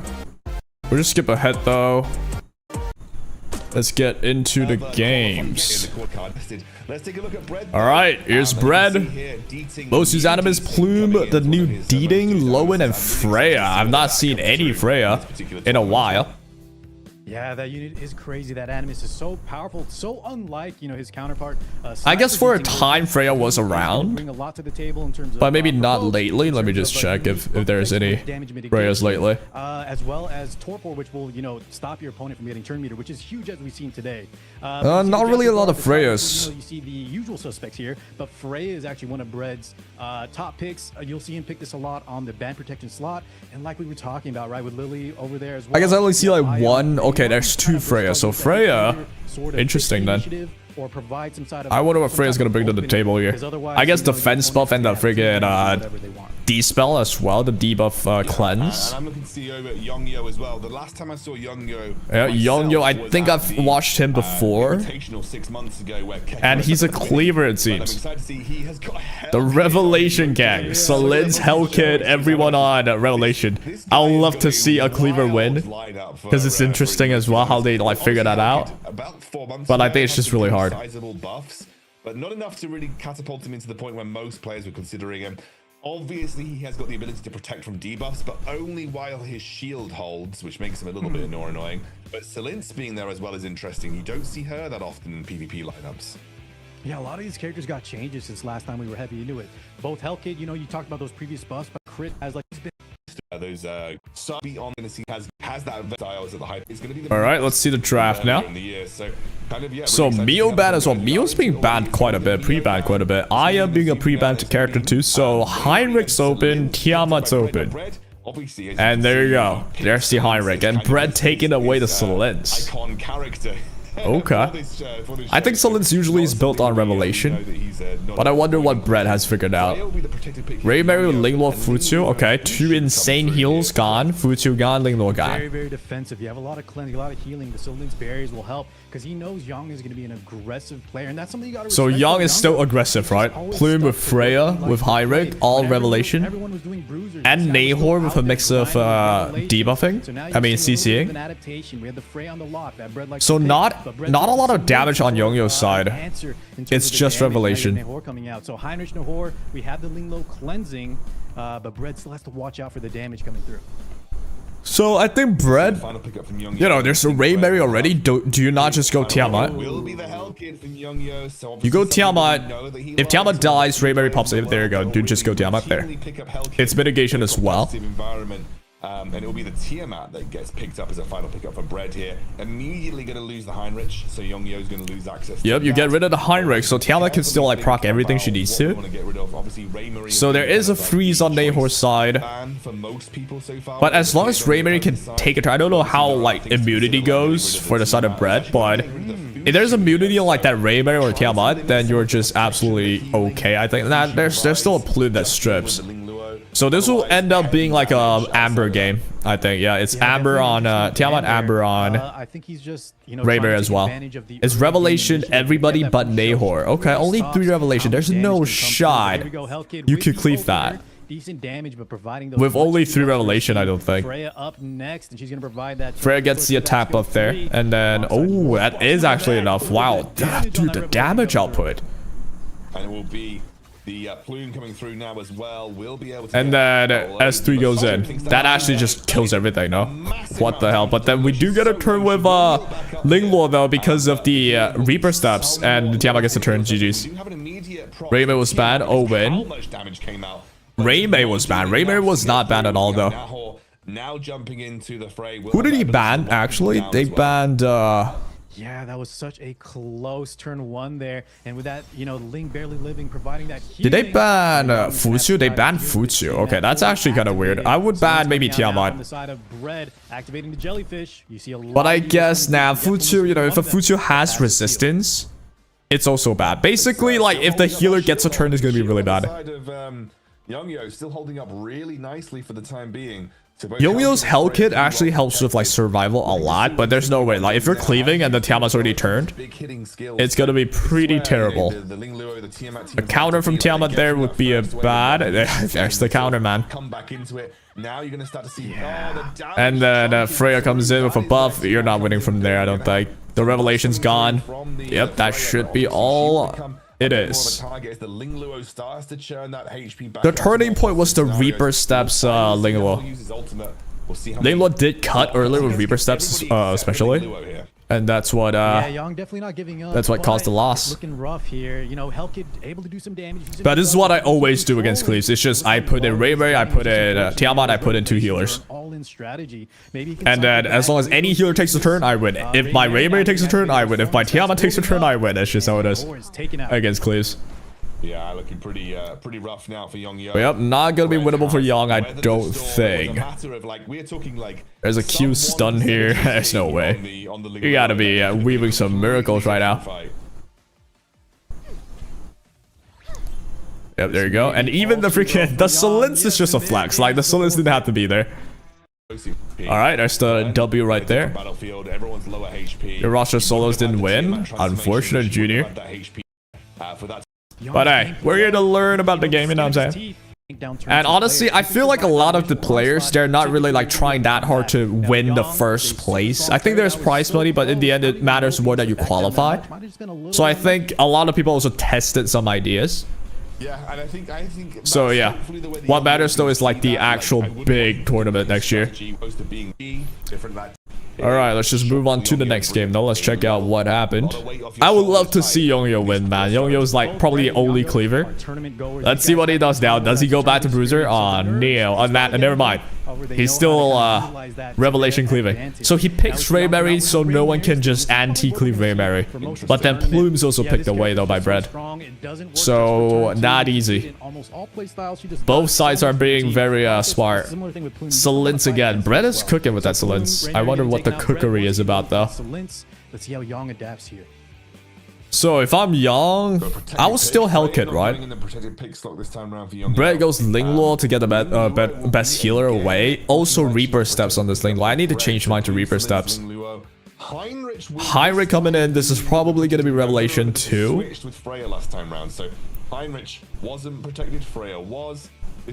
And now Heinrich is protected, yeah. So Heinrich's guaranteed going to be in the game. A Tiamat against a Heinrich, not going to be that simple now. Maybe Youngyo thinking about the Hell Kid once more, still looking like, you know, still has the Solins is a big problem too though. Yep, there's the Hell Kid. Solins being able to get the shield as well. Kind of iffy, but there's the Futsu. I wonder what Futsu is on for Brett's side. Probably also Reaper Steps now. If he's picking it like this, or maybe even Lighthouse, perhaps. RC77. This is interesting. Now, obviously not the I used to Revelation Cleave of RC. He's actually underrated. Normal RC77. Normal RC77 was. I just wonder, is that possible? It's still the same thing on Brett's side. It's Tiamat. So except the Rayberry, like he has Plume now. I think his Plume's built Bloodbath immunity. Maybe no immunity anymore, but Bloodbath certainly. Oh, and look at this. You see Young bans the Solins to get rid of the shield in the beginning. I would say this makes more sense if they can guarantee Lingluo and Futsu don't take a turn. If they can guarantee that, I think they got this in the bag. Alright, Revelation, everybody except Rayberry there. It is not a Lighthouse Futsu, so I think he might have this. Oh, never mind. Reaper Steps freaking Lingluo. Yeah, he cannot let Lingluo take the turn, actually. The moment the Lingluo takes the turn, it's just so bad. RC goes, it's not going to do enough. You needed your entire team to go. You cannot let anyone cut you. Yeah, And Plume goes, it's just game over instantly. We have that cut in, gets that. Oh, Ray Mary actually getting a little counter effect there. And here's Revelation on Heinrich. There's Futsu coming up as well, but I guess Heinrich was stripped off the immunity, which is good. He didn't strip immunity off, because, well, it's a DPS Heinrich, I suppose. And there's the Tiamat turn. Yeah, and it activates the Tiamat. It's gonna hurt a lot, but if anyone dies, though, Ray Mary would get another S3. Wait, this might be a win for the Cy Young. Because you do it again. Ooh, but there is Amber still on the Tia. Procking the Amber as well. This is big time. And now you get your shield up. There is still a Tia, and now Young should be out of juice outside of Ray Mary, though, but I don't know. This is kind of neck and neck, because all Brett has to do is to kill Ray Mary now. But there's Amber on the Ray Mary. Dude, this idea for a cleave is so nice. Tiamat and Fushu. I've seen Tiamat and Fushu solo entire teams before. Yeah, Tiamat Futsu is still ridiculously tough to deal with. You go for S3 to taunt and to kill 2. Ray Mary procs it, though. Does get the proc because of the kill. There's still Hellkit that's taunted. Very lucky taunt there, and a really lucky stun back. Yeah, I don't think Young can win from here. Getting taken out now. Damn, it looked close, but not really, right? Close one, the full health, though. I don't think Young is gonna have enough in the tank. He just needed. If Linglord didn't take the turn, he wins. He cannot let anyone cut him for like the cleave of Revelation there. He could cut right after the Revelation, and then you could cut in between like Ray Mary. That works, but the fact that like midway through only 2 revelation and only 1 revelation happened, and then the Linglord took the turn and then healed. That's the difference maker there. Yeah, I don't think you can win from here. No way. Yeah, Ray Mary really wants. Yep, it should be a win for Indeed Bread. Very convincing. All right, next game though. Who do you have? Well, the Dark. Summit Arena points 4,000. Damn, that's really high. Lily, Futsu, Tiamat, Lowen. That's all this person picks mostly. And Jacko Guard most used shell. Okay. This is basically the look of the meta. It's this. The Tiamat Lowen, the supports with like Futsu being a heal. Who's the opposition? Solo Z. That's who you banked on. Judah in the chat. Let's see how he played. Doki, Lowen, Lily, Plume. Doki being used a lot, I see. And he's using this shell the most. The Codex of Magic, I see.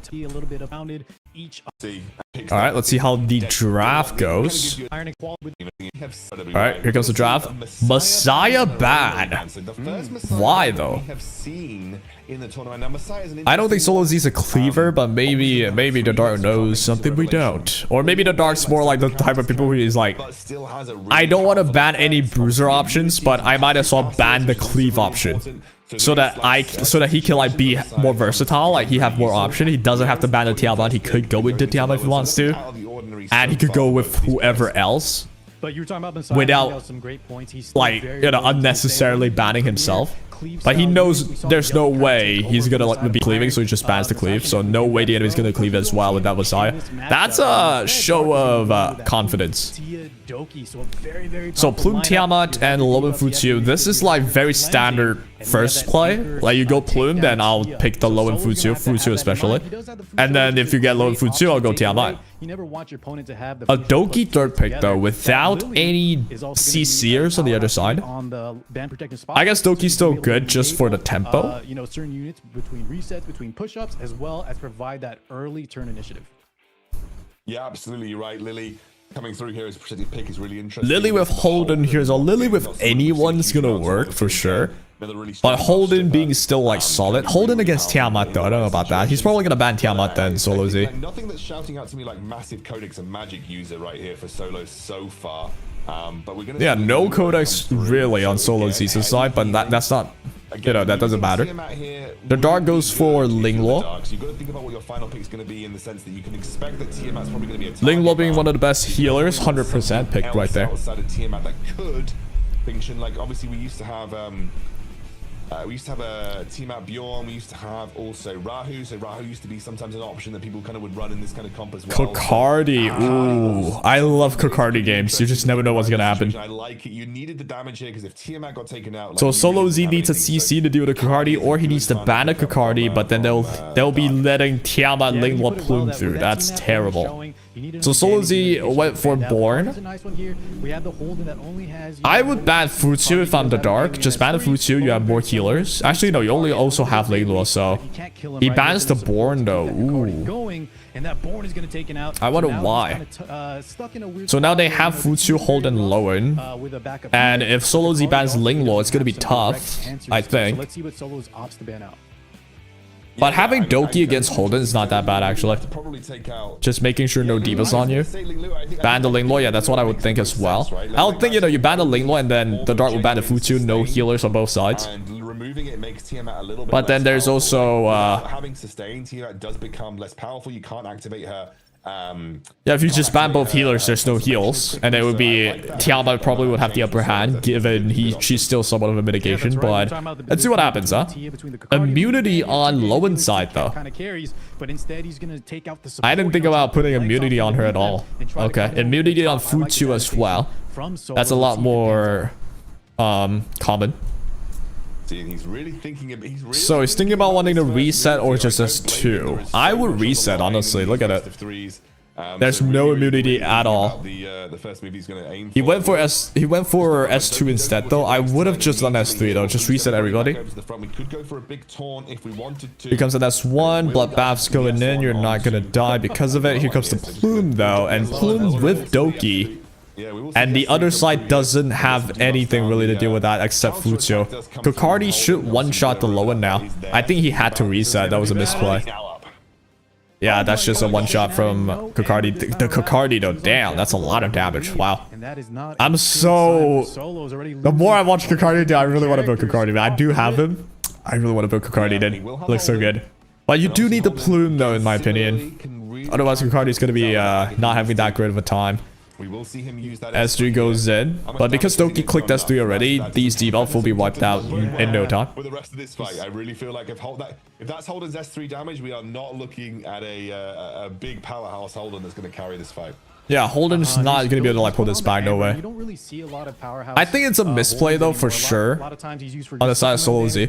He needed a reset. There was no immunity on the Dark's team at all. If he reset, everyone got hit by a reset. No one clicked a turn. No one clicked anything. What would happen is Lowen would just destroy the Plume, kill the Plume. And then this would have been a way different game. And then, yeah, look at that. Freaking Kokardi damage. It's insane. Alright, another counter there. Amber's procced in. And that should be game done. Yeah, he gets procced into Amber here. So the Tiamat does get the counter attack and then procs it into the Amber. You have a reset as well on Doki. All went into Tia. Really providing a huge amount of debuffs and speeding the team up. Holden back into cooldown resets, everything. Holden has nothing on him. Yeah, it's just not possible, man. Tiamat still has the Amber not procced yet, and Kokardi's just there chilling. The Kokardi feels so fun to play. But he does need help though, look at that. He doesn't really do much on that 1s1. He needs like quite some time to pop off. Now he's sort of scrambling. That being said, maybe there's a chance if he can get some... Here comes a Q from Holden. There's no way. You gotta proc the Amber, and the moment you do proc the Amber, Tiamat will basically turn. Everyone looking pretty healthy though for the time being. Tiamat just clicks S1 here. And yep, you kill. Wait, oh wait, you already procced the Amber? I didn't realize. Yeah, the Tia does get taken out. Yeah, that's a big deal actually. The Tia getting taken out here is basically... Wait, suddenly freaking Holden might be fine. I thought the Tiamat still had Amber. Never mind. Well, that's quite a big moment to get rid of the Tiamat in that way. Well, they now have defense breakdown on the Holden, so Kokardi should have the skill up soon because of a Doki reset, yeah. He needs to go for the D-spell here, attack down. We're going to have the S3 from Holden. Actually, Solo's turned this around. And then this needs to do a lot. Didn't even crit. Oh, he needed the crit there. But yep, that's still enough to kill. Yep. It's the Plume Death Break. And the Plume Curse Quill. That allows Kokardi to pop off like that, so... What a game! That's a really fire game. It's closer than I thought. Alright, cool first round. Let's just check out the second round, though. So, Rayberry and Plume. Finally a Plume pre-ban, because I do think Plume is used way too much still. Every game there is a Plume. Crazy how she's still, like, insanely used. He's been around for a long time already. So still the same thing, Lowen and then Futsu Tia. But now we have the team at Fusho Dark showing that his units are built very well, and if you leave these units alive, right, they are taking over the entire match. So Solos is going to have to either have enough damage this time around to sort of take it out. As we saw, just banning the healer, she was still able to do her job. The S1's doing so much damage to Lowen. The counters coming out. It was too much to deal with. Holden picked as well. Lowen, Holden. Holden being used a lot by Solo Z, but Holden almost like pull off the game earlier though. Respectable. A Doki lock here. Ooh. I'm so glad I have my Doki ready. I cannot wait to use her. I have a Bloodbath Doki though. I should do well against like any Futsu pickers too. I cannot wait to play. Dude, oh my god. It's been a while since I got this excited. So you don't want to lose Fushu. You want to make sure you have at least one. All right, the Dark Locken and Linglo. The only downside is that you Futsu, Linglo both on the dark side. I feel like if you get these two healers and it's a bruiser game, god damn it, you are probably gonna win. Kind of back up the Tiamat here, because if you lose Tiamat and you're just stuck with like Fushu, Lingluo, and a couple of other supports, it's not looking great. Yeah. But I like the idea of the Lingluo here in the protected. Veronica too. I'm definitely building her after this. I think I can instantly get her ready too. You need another carry style damage dealer with but Heinrich's open. Oh, there we go. Heinrich's already picked. Messiah from the side of Solo Z. So he is actually a Messiah player. I didn't know that. So she has a lot of buffs, survivability. She can do some good AoE damage as well. And Doki's picked by Solo Z too. So he's thinking to get Doki and Heinrich together as a pair. So the opposition can't just say, I have a Doki, Heinrich's way less of a threat. I'm just wondering about the Messiah solo pick there though. So no healer on the side of Solo Z, because two of the best healers are on the dark side. So if I'm Solo Z, I have to ban Veronica. Actually, no, I don't have to ban Veronica. Yeah, I guess Tiamat's fair. It's like a 50-50 though. If they ban Heinrich, then Veronica would be completely free. But now, since you banned the Tia and they banned the Lowen, Solo Z kind of have an upper hand here. But it'll still depend on how much damage he does. Can he kill in time? It's a Golden Lion, Rahu. Ooh. But he has all the initiative right now. Well, he's gonna go for the block here. It's gonna be huge. Heinrich's on Revelation though. I thought it was on. Oh, that doesn't work then. I thought it's on Codex of Magic, so he can do it again after Linglo. So not looking good now, because he's just gonna probably S2. Yep, he's just S2s here, and then. But he's going after the Messiah. I don't think Messiah kills. There's no chance. Show it to me. Oh! Oh my god. That's insane, Rahu. That's with no attack buff. We don't have any damage dealers left. Now, we are gonna get oh my god. What the hell is that Messiah? I would love to see that Messiah. That's insane. Losing Rahu this early on is not a great look. Not a great look, however. I wouldn't think you would kill that. What the hell? That's a full-fledged Rahu there, though. No wonder you went Revelation on Hein then. If your Messiah's doing that much. Yeah, there's no way we can win from the side of dark side now, and from the dark. It's double healer, yes, it's good, but basically all Solo Z's banking on killing the one threat, the one damage source. Absolutely, we still have yeah, exactly, the Lingluo as well. And not going to be a lot of healing going on to Veronica. Did not get the right Veronica's got the block. And yeah, Messiah's just gonna pop up. That Messiah's on count even, right? It's not even Revelation. I think Revelation does more. I could be wrong about that, but it's even on count. This must be like a really insane Messiah. Wow. So I'm kind of glad to see Messiah can still work out when picked like this. When the enemy's like bulking down too much, you just speed up suddenly. Oh, the meta's awesome then. Now you can see why the Messiah ban was a thing. That is awesome. Wow. Revelation's still in the game, even after nerfs. Very much in the game, actually. It just goes to show how strong Revelation was before the nerf. Like, goddamn. Well, gone goes the Messiah. There was a reason why Messiah's banned then. I just realized as well, you guys don't even see the draft fully. Let me put myself in the middle. All right, the Dark Rayberry. Actually open, and the Dark is gonna lock that. I don't think I'm blocking anything in the middle, right? We should be good. Yeah, I think she was Plume on Solo Z. It's kind of blocking it, but you guys can probably see You it. guys are gonna get used to seeing these three characters always vied for in those early spots. Plume, Lowen, and then Rayberry. It's the the same feel like Gauntlet of characters. Have, 2, 3 of those, God forbid.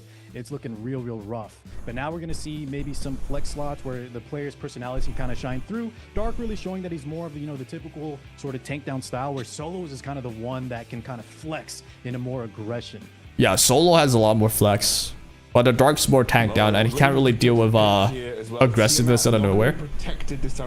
But I suppose, like, the game now is like, it depends on who can punish the opposition for committing too early. I feel like that's the most consistent way you can win. I feel like the Dark went too hard into Linglord plus another heal earlier, and then Solo Z saw that as an opportunity to just go into Messiah Heinrich. And now, I don't think the Dark's committing that fully yet into healers. But then there's already the Heinrich +1. I would just ban Heinrich and assume this is a cleave team, right? I guess it still depends on the last pick. Solo Z's doing really well here, because there's so much ways to like pivot from here. Veronica into Heinrich, not my favorite idea. Lowen or Heinrich being the ban targets to me if I was Dark at this point in time. So yeah, I have to ban Heinrich if I'm Dark too. At least that's the main target. So if Solo Z has a really good last pick here, the Dark would be in deep waters. What would Solo Z pick though? There's no Messiah anymore. And there's no way you can kill Raymary and Tiamat at the same time. The X factor here, right, that we got to make sure we account for. We saw in the last game between the buff block and the wounds, Veronica was really kind of nullified. Solin's on the side of the Dark. Like this play, we saw how well she was. I guess that makes sense somewhat, but still, Heinrich is the priority ban. Now, Solo Z knows exactly who's the ban gonna go to. So how can Solo Z win from here? He can't really go back to tank down. This is too aggressive already. So who in the hell can he go for? Maybe a Lilium to hopefully kill one quick. Or a Yeli. Yeah, that's fair enough. Yeli, Messiah. Pretty much the same role, but kind of bizarre. What it would say is, okay, he has to ban Tiamat. Heinrich was Revelation Heinrich for Solo. I think. So it was Revelation Heinrich. It wasn't a massive amount of damage. Still annoying, but it wasn't a massive amount of damage. Yeah, I don't think Solo Z can cleave this then. But maybe I'm wrong. They'll surprise me, right? Enough to burst through. Yeah. It's gonna depend, he needs to ban Tia if he wants to burst through it. Because Tia has way too big of a mitigation, so the whole team's gonna live. But he's got to be careful here, because now is where he does damage. We need to see how much damage. Like, there's no way this kills anything. We get, because that's where Dark is gonna have some interruption. Yeah, bam! Look at that. Not even close. And this was poorly speed tuned as well. Ideally, you want Plume to go first, right? 100%. Get anybody down here. But imagine if Plume went first, this would have been a lot different, I think. Everybody's taking their action. Everybody got to without any cut-ins, and no one dies just yet. And there goes the Amber. And here's the heal, it's game over, right? I don't think Solo Z could have went for this play. So the he needed something that's he needed to ban Tiamat. Either that, like, imagine if there was no Tiamat mitigation. There's so many debuffs in play, but I think depending on how this the whole team would have been quite low, and he might have killed one, and that one should have been Raymary. But even then, it should be the same thing. Raymary would have Amber, and then the whole team would still be alive. S2 here, gonna be a Plume. So I feel like this was just overzealous to go for the same Heinrich idea, even when they already banned the Messiah. So yeah, I don't think it's doable anymore, but I could be wrong. Here comes a S2 from Heinrich. How much damage could you possibly do though? Yeah, not enough. Yeli now without the help of Lily does not have the S3 anymore. He needs to kill Silencier if he can. He goes for Lingwons that couldn't get the final proc though. And he goes for S2 here, healing herself up. That's why I think you should have went Silence. It's a guaranteed kill. Attack down as well, it's big. And here comes another S3. Ooh, never mind. Hold on. Solo Z might still have a shot at this, maybe. Imagine if we kill the Silence here. The little kind of coin flip to seal the deal. All of these shield would not have happened, right? Breathe now. The chip damage is adding up. Plume answering in kind, getting those S1s. Cool stacks adding up. Jackal Guard. And then another S3 is available. You're gonna have to use it. Can you kill the Silence with this? Just enough. Okay. And Yeli has her S3. I think this is it. And Yeli has S3. Oh my god. Solidzy actually pulled this through. The Doki Doki on Codex of Magic actually really carried this, giving so much tempo to Solidzy. Oh my god. Yo, Solidzy. No wonder you rooted for Solidzy. He plays so well. Very interestingly too. It's not just brain dead. Oh, I have to go 2 healers. I had to go bruisers. He has really good versatility. Wow, I'm really impressed. I don't think I can handle this playstyle because you need a lot of options. You need a lot of builds too. Really good bruisers when you need bruisers. Really good options to turn into aggressiveness. Not easy, man. Let's check out this. That should be a lot of damage. Yeah, 70% damage went to Solidzy. God damn.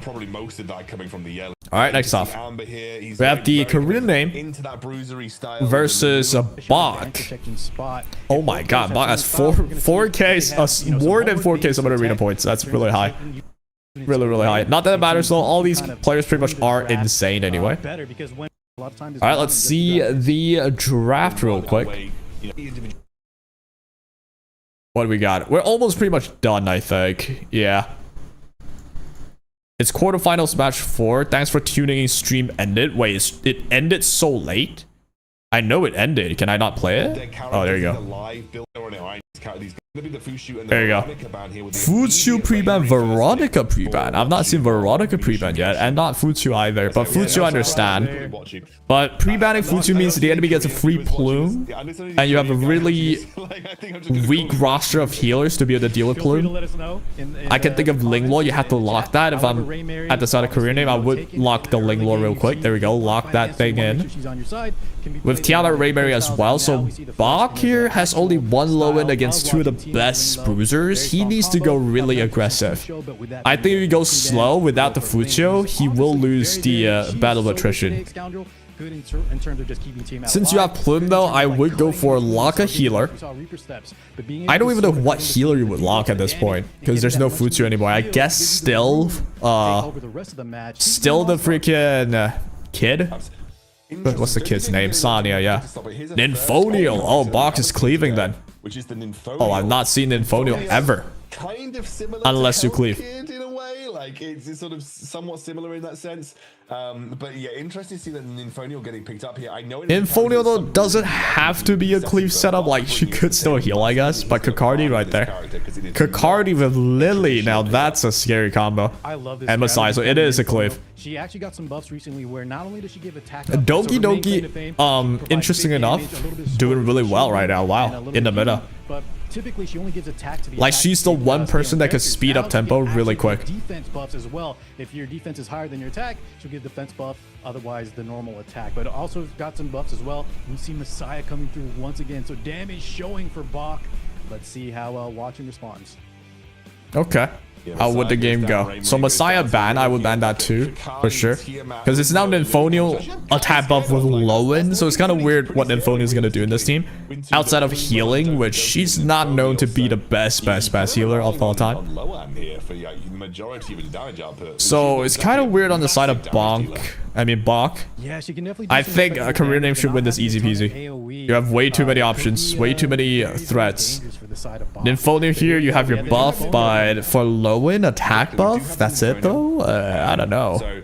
Ryan Bloom attack buff on the Lowen. How much damage would this do? I think she might consider just S2ing. Alright, it goes with S3. Probably on on the healer. Might as well try. If he wants. And look at that shiny. Is that a shiny Jackal Guard on the low end? What is that? There comes the Plume though. But it is a shiny Jackal Guard. That looks so cool, by the way. Shiny shells. That is a shiny Jackal Guard right there. This man has been going for it. Alright, there's the heal as well. Alright, good. The lowered healing on the Linglor, very helpful. And here comes Kakardi. This is gonna be that's no damage. Wow. I thought there would be a lot more damage there. Damn, then Lowen might actually just have this in lock.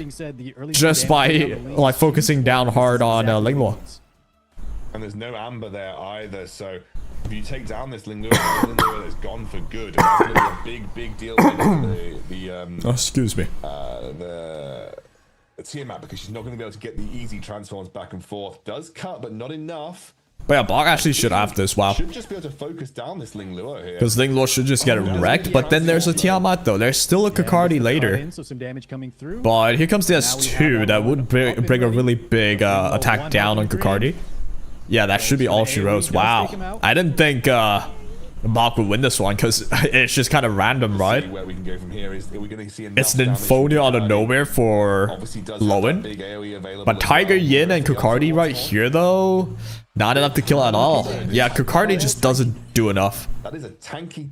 Unless you help him out with like a plume to Death Shred, or you give him enough time to pop off, but time is not off the essence here. I mean, time is off the essence here.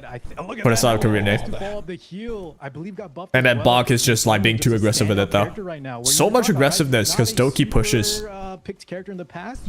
And then Lowen here again. I would go S3 honestly on Lily. I would actually go on Lily. No point going on Tia, I don't think. Yeah, you went for Lily. Absolutely. Lily is forced to hit you, and then you instantly get your S3 back again. It's Valerian's ult, but... Yep. Got the reset CD. So it's just...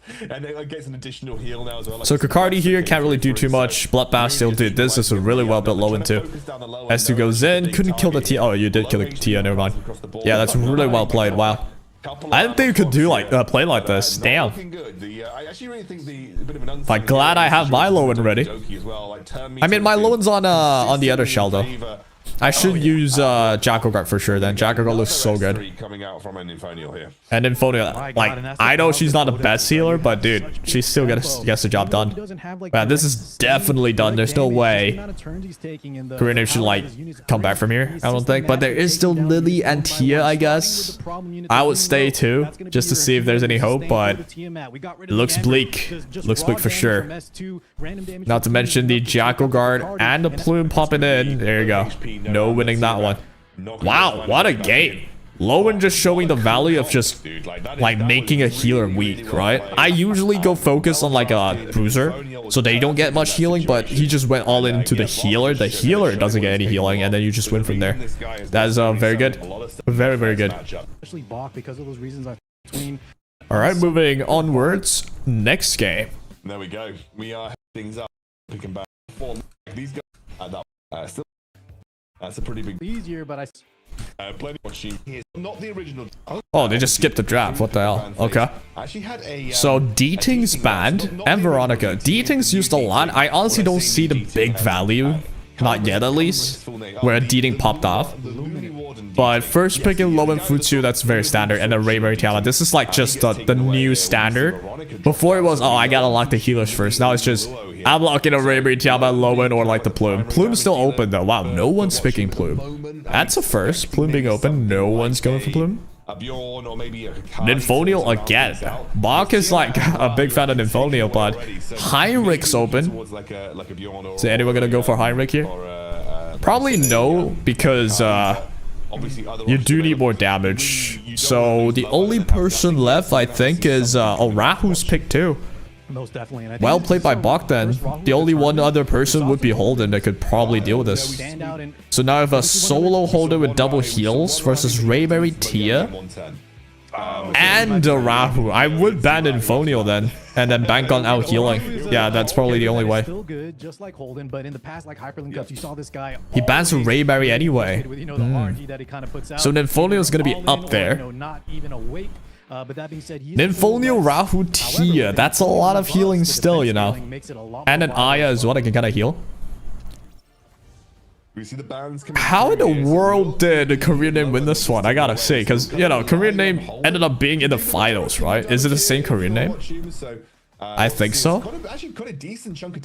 Well, let's see what happens, I suppose. Holden did go. Reset on the Rahu. Nymphonia goes here. Nymphonia low-key, like legit. You would underestimate her healing a bit, but she gets to jump that a little bit. Especially like at the start. He's definitely watching, still has a chance for sure. got a lot of defensive support on the team as well. So all right, so here comes the Fuzio. Just a lot of healing, way too much healing on the side of Korean name. But I don't know if Holden can like carry this through. There's still a Tiamat, there's still a Rahu. Rahu like he can deal with, but a Tiamat, not easy. Especially they have an Aya as well, just helping everybody up. The arena limit in terms of turns taken. I think there might be an actual, yeah, where the damage scales up. That's right. Yes. So This will be a long game, there's a lot of damage I think. Holden already, but obviously he is Relatively speaking. So not expecting that damage to stick for very long, if I'm honest with you. X, it's so funny because this is reminiscent of all the previous, Bruiser matches we used to cast together. It's been such a refreshing spin on, the new characters that were added. I think there was such a good job done in shaking things up. And now this is like, I'm getting. Bog's team is actually so nice now that I think about it. Like that draft is so nice. Because in a Bruiser setup, this team can still work out. I guess it's weaker in a Bruiser setup, so this is the weakest it can be. But if the enemy's trying to like CC you, then Folio could strip. I mean, could cleanse, and then Aya could cleanse as well. So it's pretty balanced, I suppose. Less healing, more utility. But yeah, this will take a long time though. For the most part, you're not. Like everyone's gonna be at full health for a bit. You're gonna be happy just letting Rahu scale up. You have got your own healing in the form of. Both sides are just waiting for their bruisers to scale up, right? Have any sustain in your team? I do think in the end that should mean the less healing. The side with less healing would lose. So Bog probably loses that because of it. Maybe. Holden will have that buff strip available. But then for Bog, the win con will be, can I kill the Holden? Because if you can kill the Holden, you win. Yeah, that's right. We're gonna see a lot of just back. So it'll be 2 bruisers versus 1 Holden, or if the 1 Holden can kill the 2 weaker healers. Maybe can kind of get an edge. That's a really that's a really tough scenario. Effect kicks in. We're gonna see some big pickups later on in the match, but for now. And this is Red Inferno is gonna be really weak now. She's done to her S3. Everything's gone now. No Rhyme Bloom no more.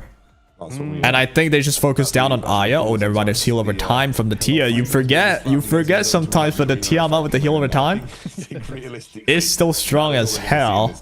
Just to heal. The shield is thick too. Holden can't really do anything. I would focus on Aya first, yeah.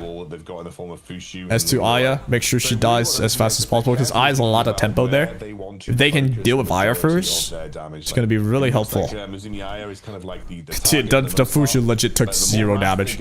Here comes the Tiamat turning though. This will be crucial.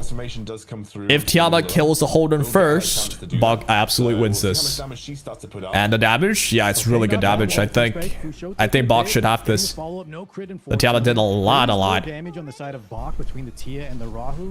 But oh, Holden's doing a lot too now on the Aya. And 1 more hit. Okay. Hold on a minute now. This is actually still neck and neck. Can we secure any sort of significant goes with the W and everyone's full health again? Yeah, there's just too much healing on the side of Korean name. Not enough for the side of Bog.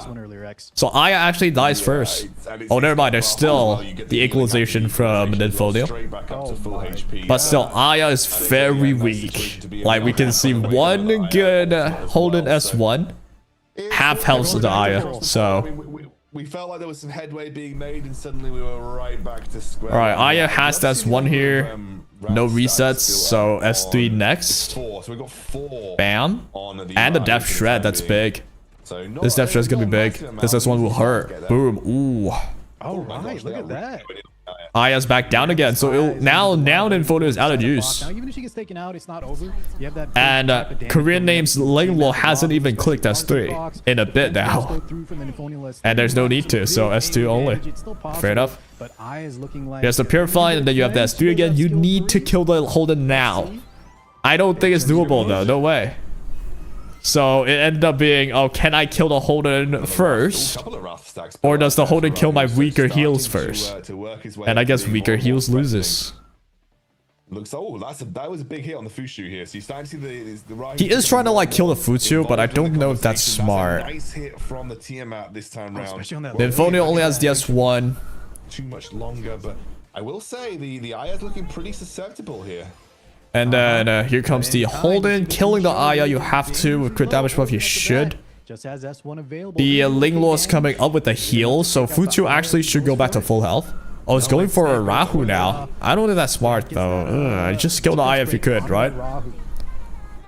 Here comes the heal. Fuchu not gonna be at full health, but he's gonna be at pretty high health. And here comes the shield again. Look at the amount of buffs we have. Holy will prayer. All of it's just will prayer. It's gonna be so much sustain. So much sustain for his team. That's why Fucho is such a power. All right, Aya only has one available.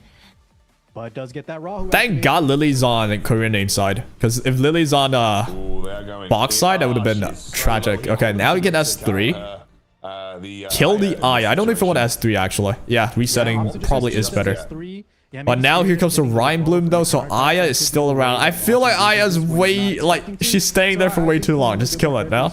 It looks like he has an advantage. That being said, Infonial now ripping that big skill 3, and I think this Linglo's here. Coming big.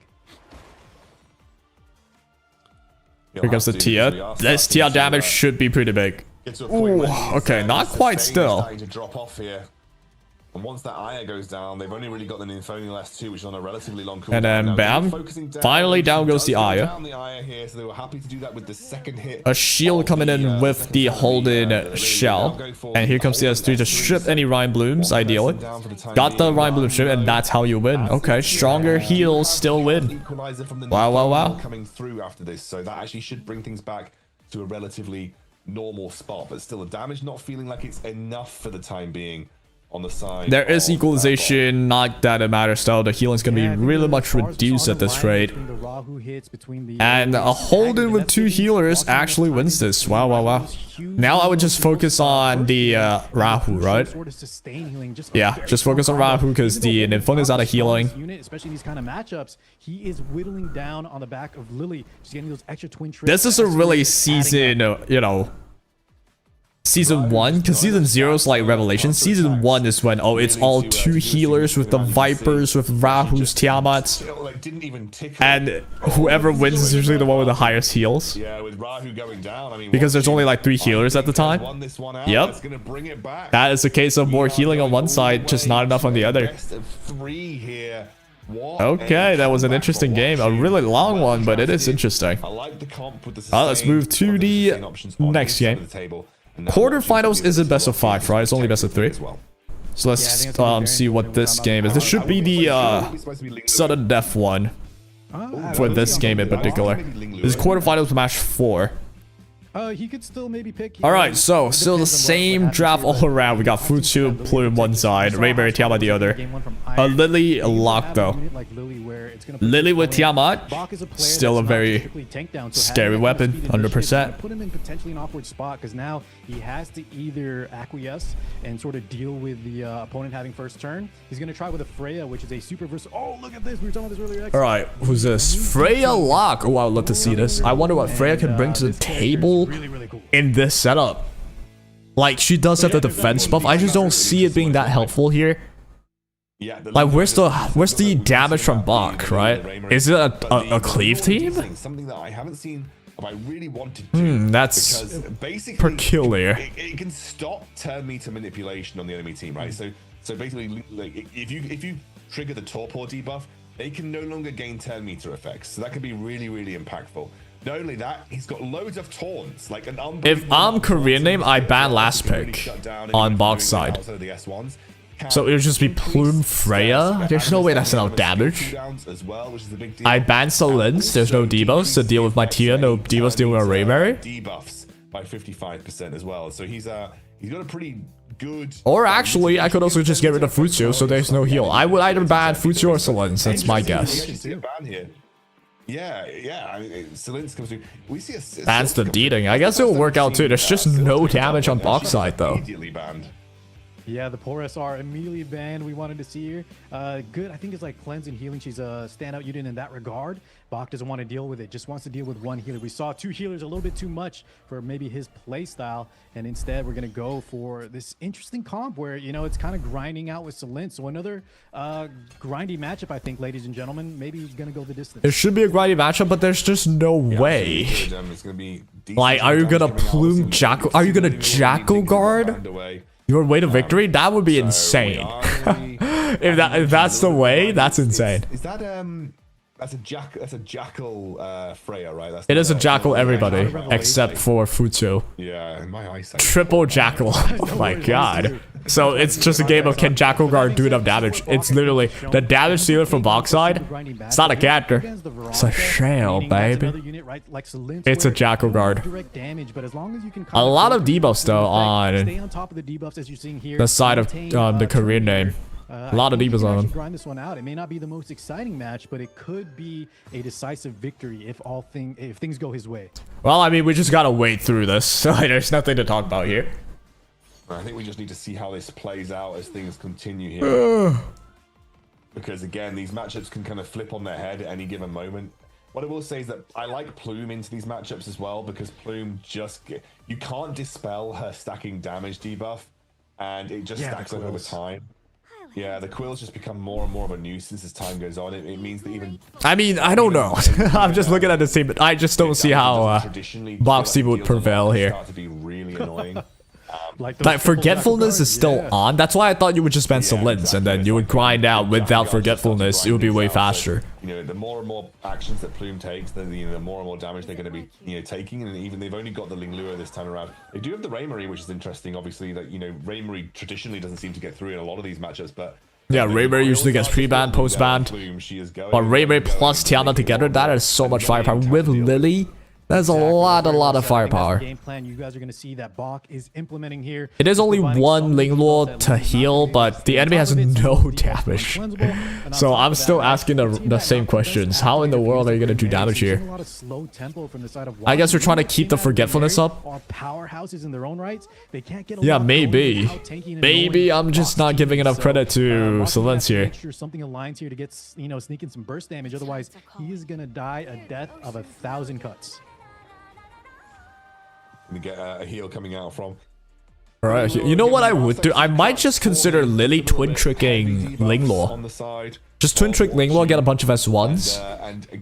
And the moment there's a chance to get rid of the Forgetfulness and get the immunity buff up, that would be awesome against the Silence, right?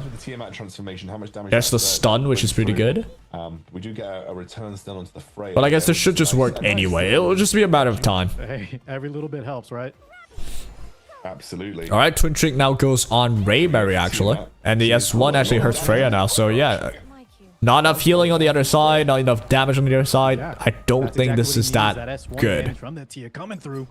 Any counters here would be big, but the Cursed Quill though getting it to 10 in no time. Forgetfulness goes in again if he wants to. He's going for it. But Silence back to the jellyfish, skill 3 activated once again. But no damage again. So plaguing Watchum. Oh, this is a hellish game. Holy. Like you said, it feels like it'll be a death by 1,000 cuts type of situation here. Just really hinges on what the Tiamat can do, you feel. All right, you can dual attack even with Forgetfulness for sure. Exactly, they are picking up the yeah, the Freya's just gonna die very quickly, and then they'll just work down the next, probably on the Plume. Freya can't really move. Here comes the S3. You have to use it. But the damage, he's very, very low. That Tia's kind of waiting behind the wings. Maybe can secure a kill depending on what happens. That's exactly what Watchum is looking for. Yep, go for S3, but the counter set doesn't get stopped just by Forgetfulness, so... A bit more here, and you can see that the HP bars are slowly dropping down on either side, realistically. Lily will jump in, though, and the twin trick duel, yep, that kills it. Oh, the execute! Freya is gone! So now they work down Plume, and that should be it. Now he is getting whittled down. I say it's not enough damage, but look at how much damage it is. Just basically Plume, by the way. That's ridiculous. Bach to land any significant kills. You see the damage coming through. There is still some Ammers in play, so we'll have to see how Bach navigates around that. But being in a 4v3 situation, Watchum is looking kind of nice now. Yeah, definitely so. That should be all it is, though. You can see the Plume. But the Plume be able to do so much. Just, it's so ridiculous. You get a crit damage gain turn. I would have just done S2 there, honestly. But gain turn, finally getting the S3 off. Yeah, this is actually better. Because of the Forgetfulness, I think you don't gain enough of the passive effect from Raymarie, actually, because it's sealed off, so. But there's still Amber, so. Yeah, there's nothing you can really do. Not a singular Silence could do. this triple amber is gonna be a lot. Triple amber, yeah. God damn, amber everywhere. The grind down style is you have to deal. You know, you do. There's no way they could have won this. Like, not that they, but like, there's ambers. There's 3 ambers. Jesus. Lives, and I don't know if he has enough fuel in the tank to really outlast this. Better so way. This is should be over, right? Celin's alone, no way. Watch him there, opting for just S. Scale it back. Let's just move forward. They are still trying. I mean, respect to that, but no way in hell. Alright, EWS 2025 Global. I gotta claim this. I've not claimed it yet.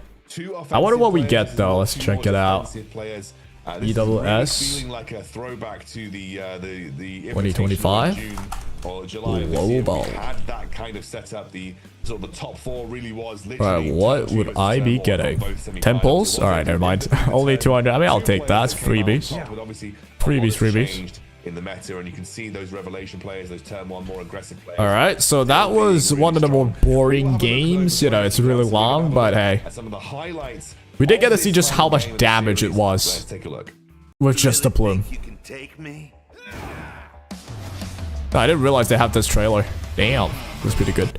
Palin's trailer. Ah, it's a little bit different, no? No one can claim an unassailable fortress. It's a little bit different, but I will say Palin, I don't know if Palin's, like, yeah, Santique's in the game. Palin should be in the game. Wait, no, Palin's not in the game yet, never mind. I think it's just up to Santique. Is never short of stories. That's a pretty different trailer. Let's take a bet. This time. Hard out. Ooh, the trailer's pretty cool on this one. Everything you are. Alright, let's just move ahead though. Match 7, match 8. I don't know if we're gonna watch everything here. Let me check the the table here. We watched the quarterfinals basically. And we watched the finals earlier. So there's upper bracket round 1, and then upper bracket finals, lower bracket finals. Okay. I guess we'll watch them all. So it's gonna be Iron M versus Bread. Oh, this is a pretty good fight right here. Let's check out the draft, baby. We'll go ahead and check out the flow draft, because it's honestly kind of the same thing. Let's see if there's anything different, shall we? It's pretty much the same thing, though, I will say. But I would like to see the Heinrich on Iron M side. Iron M side having the Heinrich. Heinrich's always pre-banned against this opposition. There is an Aya that could cleanse off Heinrich's stuff eventually. And there's a Freya on the side of Iron M. And Nahor. He likes that Nahor last pick. They do have an Aya that could cleanse, but not everything at once. So this is, I think Iron M has the upper hand if Nahor gets through, but yeah, Nahor does get through, never mind. Actually, now that I think about it, there's no damage on Iron M side anymore, but there's still Plume plus Nahor plus Heinrich plus Freya. If there's Revelation in there, I don't think there is though. Yeah, there isn't. So yeah, never mind. I think Brett should get this. He gets a defense buff first, gets a push up, gets the Dark Moon, gets an AoE in. Dark Moon on Hein. Yeah, and unlike Yangyo that we saw, usually I see a lot of Jacko Guard or, you know, Revelation. So Dark Moon I see like twice maybe in the tournament. I don't know if Dark Moon's that crazy though. Here comes the Plume, goes for S3 obviously, and the Nahor should be to get a free S3 in unless Reaper Steps cut, and Reaper Steps cut. Reaper Steps is so huge. Wow. It is so huge. So just gets a free S3, everyone gets a turn there. Just like that, it might be kind of cooked, but then Futsu is also kind of cooked where she can't really put any buffs on. Yep, no buffs at all. So here comes the Lily now. Twin Trick can still be buffed even with unbuffable, which is interesting. Holden resetting the Hein, I guess. I would have maybe went for Nahor. Nahor gets a full freeze now. How many people get locked up the entire team? I don't know if I like that, you know. Like, he should have just tried resetting Nahor, no? There was no immunity on there. And this is where Iron definitely differentiates himself from. I guess you're still fine, because there's not enough damage. There's just not enough damage at all. The Purify went to the freeze, which is pretty lucky, I think. Quite significant behind, you know, the Nahor plus. Yeah, there's nothing Iron M could do here, I don't think. Plume Jackal guards. He's really gonna have to work at this while he controls. Yeah, exactly. And there isn't actually any sort of meaningful. Not enough damage overall. If he was on Revelation, it'd be a different story. But another full team freeze. And Purify, not the freeze this time, but they do get a full heal. I mean, not a full heal, but a really big heal every time a Purify happens. Damage coming out from this INM lineup. Like, we are just looking at chip damage and lots of debuffs, which is great, but yeah, just chip damage, lots of debuffs, not enough to finish anyone though. Or meaningful damage to make any sort of use of that. But, you know, kudos to Brett as well, being able to, like, have the iron nerves to know, okay, I could have 8 debuffs on me, it doesn't matter. Ultimately not really going to be threatening the side of Bread in any significant way. That's right. It's really going to come down to if Iron can get, once again, the resets onto his skills to get those freezes continually going. Because any breathing room that he gives Bread between the Aya you saw there, able to kind of get a little bit of healing. Yeah, there's just no way. It's going to be a pretty boring game here. But yeah, every time Aya gets a turn, they get a pretty good heal. And it's a matter of time. Yeah, Aya gets the S3 again. So that should be all it is. S3 pushes everybody up, and then Lily finally gets a turn, being able to use S2 now to get a push up. So we're kind of in a bit of a weird stalemate where you've got about 50 billion debuffs on the team that can actually. Or just S1ing that works too. Continuously. You have loads of buffs on the side of Iron, but really now if Iron M is able to like stall until Nahor gets another S3, then maybe. But Aya's gonna like continuously purify every time. And yeah, the chip damage is actually finally starting to hurt. I'm actually surprised if Iron M wins this. Iron M could now. Wow, I didn't believe. I guess I should have. Wait, he's actually doing. And from here, wow, he's actually doing enough damage. Even though she was cleansing, she was out of oh my god, that's well played. I'll be honest, I did not believe that. I did not believe that would have worked. That was just no damage there. Aya just wasn't able to cleanse enough, I guess. You know what I think Brett should have done? Maybe Twin Trick Aya. Twin Trick Aya, reset Aya, get S3 again, get the whole team more turns. Because, you know, the only source of cleansing is from Aya. Aya just simply needs more turns. I think that could have been won by Brett for sure, maybe. Where you would just have like just me personally though. But let's just move on to the next game. So that was like a one-off game. I don't think Iron M could keep doing that, right? Brett now gets the Futsu and the Doki lock. So Iron M's like favorite thing to do is usually like at the last pick they go Nahor out of nowhere or a Mio out of nowhere. Mio is pre-ban though and low in 2. So now that there's a Doki lock, there is no chance for just a Nahor suddenly coming in, freezing everybody. Imagine if you're running Tiamat, unless it's a bait, I imagine you're going to want to go. But then Brett has Doki. Plus another sustain option. Having Doki's like, unless you're countering CC, Doki is she kind of forces you to be a lot more aggressive. Iron M is reciprocating with an aggressive pick in Aya herself. And a Rahu on Brett's side with only 1 heal. Brett does have the plume, so Hold and Rahu both will not get death broken, but then Iron M has basically the best of HP. Iron M is the best HP based bruisers, and Brett has the best defense based bruisers, huh? I see. This will be interesting. This is anyone's game. He's obviously sort of like kind of a very different version of Deating, more defensive, more control orientated. But interesting to see how he plays. I'm wondering too. This one's like I have no clue. This one doesn't look like obvious win for anybody, but I do think Brett has it better. It's Plume after all. It's double damage dealers, and they just really gotta kill like 1 Raymary. But Raymary does have the Amber though. He starts with the reset. I think this is something a lot of us should do more. Just start with the reset. Not everyone has immunity, and reset cannot be like just cleansed off. You have to take the turn. Lily, and we saw that Aya is not really as this Lily is not bulky, or rather like they're just not triggering the bloodbath to make her bulky. If he's not careful. Like, look at that. There's just a lot of chip damage. The Lily's suffering a lot. But here comes Aya with the push up though. It's likely going to be moving next. Now, turn meter manipulation probably will change things out a little bit here. But, Gets to push up. yeah, Here's really Deeding. pretty low. We do have, yeah, we're gonna get the ultimate coming In my through. memory, Deeding was not like Has that he got forced crazy out? I don't know though. if people actually got taunted But it seems a by lot of people are the using Deeding, space. so maybe I'm wrong. He can I do. believe, Here comes Ray Mary, the get taunt S3 is on, in. I think it's skill All the 2. damage comes in now. Now there's no healing on Brett's side. Now that I think about it. But this is the torpor, so it stops turn meter manipulation. But And then Ray Mary being on RM side means anyone they kill, they could kill the Lily. Ray Mary will like proc it back though. So this is still neck and I wouldn't say neck and neck anymore. This is way better for RNM actually. Squishier characters by having that sanction buff and all allies too. Rahu's here, like if you kill Lily, you die. Lily procs it, right? Amber Wait, 90, Amber 69, I mean 96. She didn't proc it yet, hold on. Is not just for the carries. 97, 98. It's almost time for Ray Mary to proc. There we go. That's a Ray Mary proc that will kill the Doki, that will trigger her passive. That means another hit again, right? No passive? Okay. Wow, it's just a problem of no heals Big hit. on Brett's side.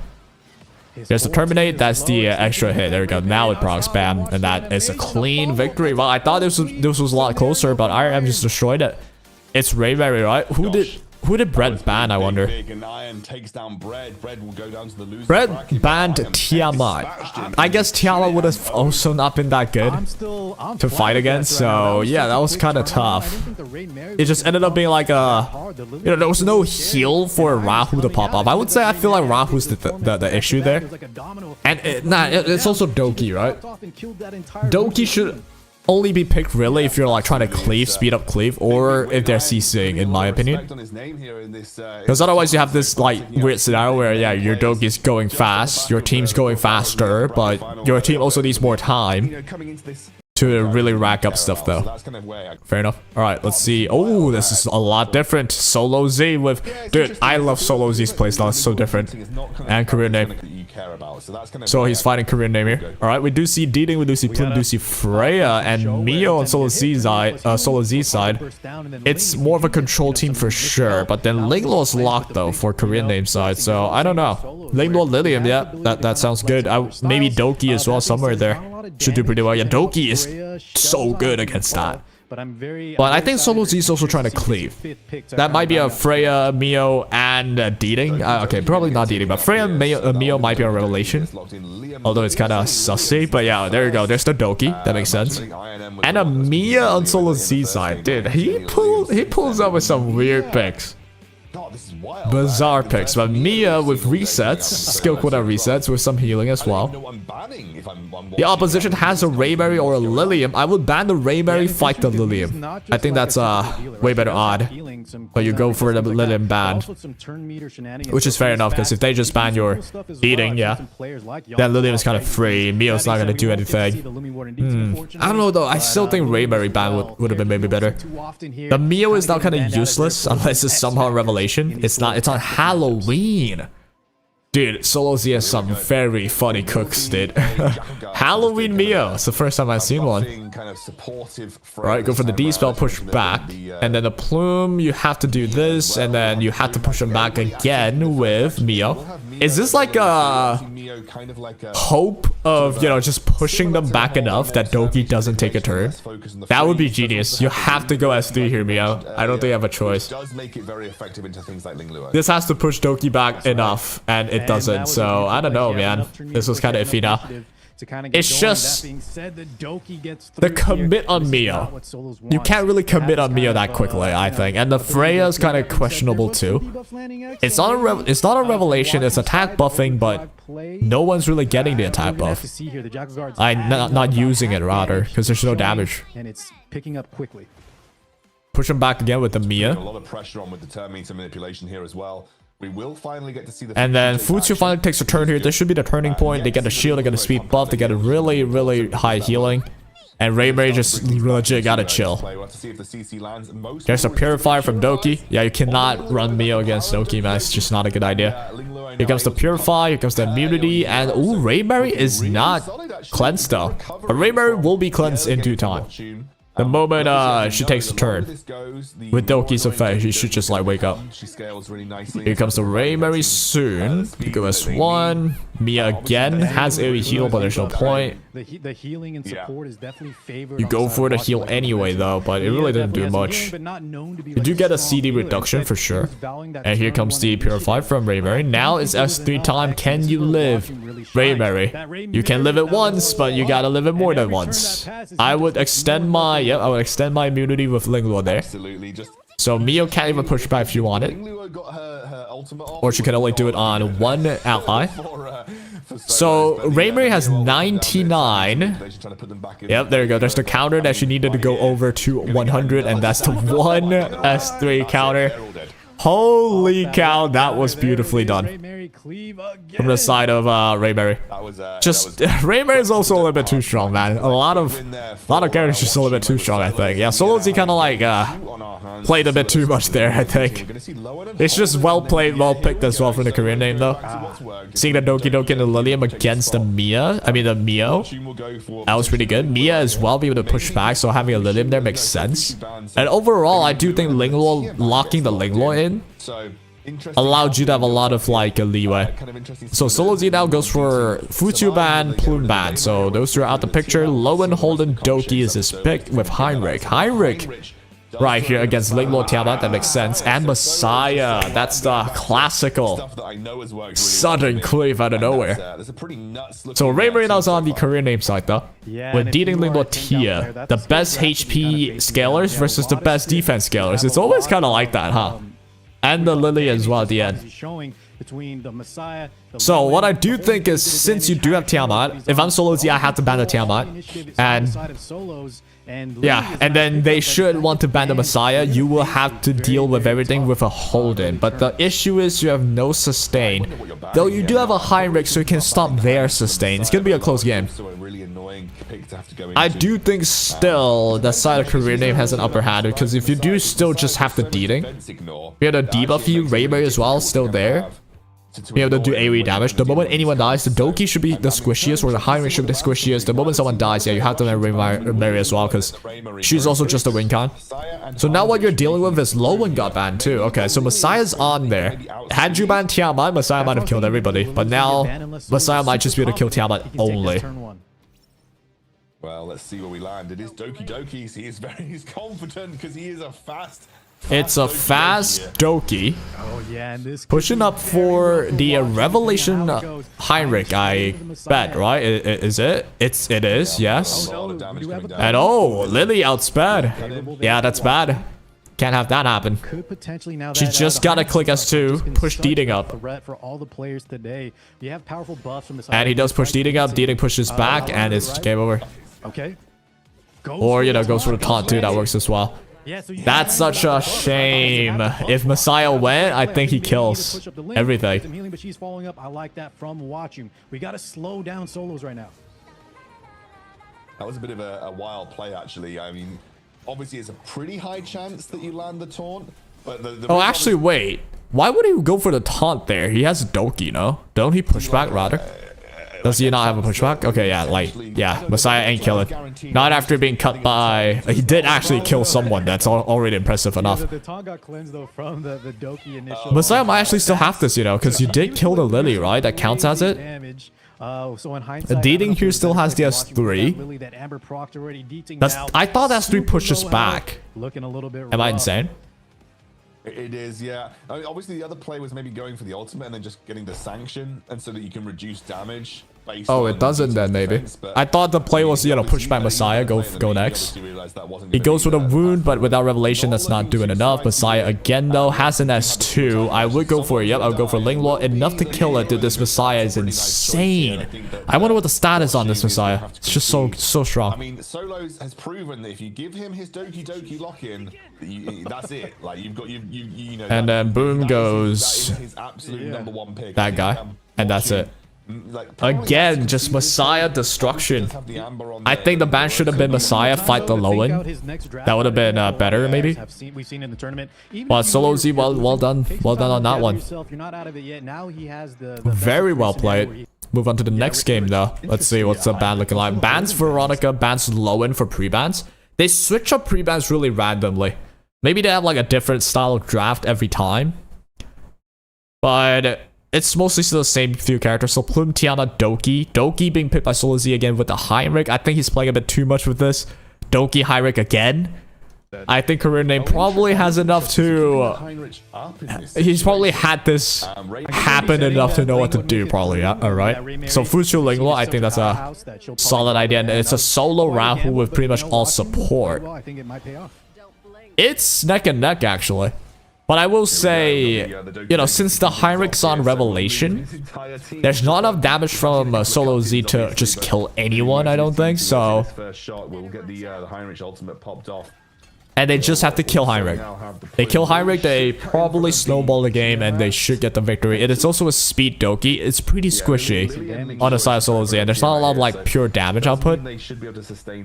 So it'll be a question of can Solo Z just kill that Rahu instantaneously? If you could, you're good. But then there's the healing coming in though. That's a lot of damage from the Tia. So fair play to that. You have to go for SD here, but you do have the block on, so it's not going to do too much to you. And the Rahu's being very weak right now.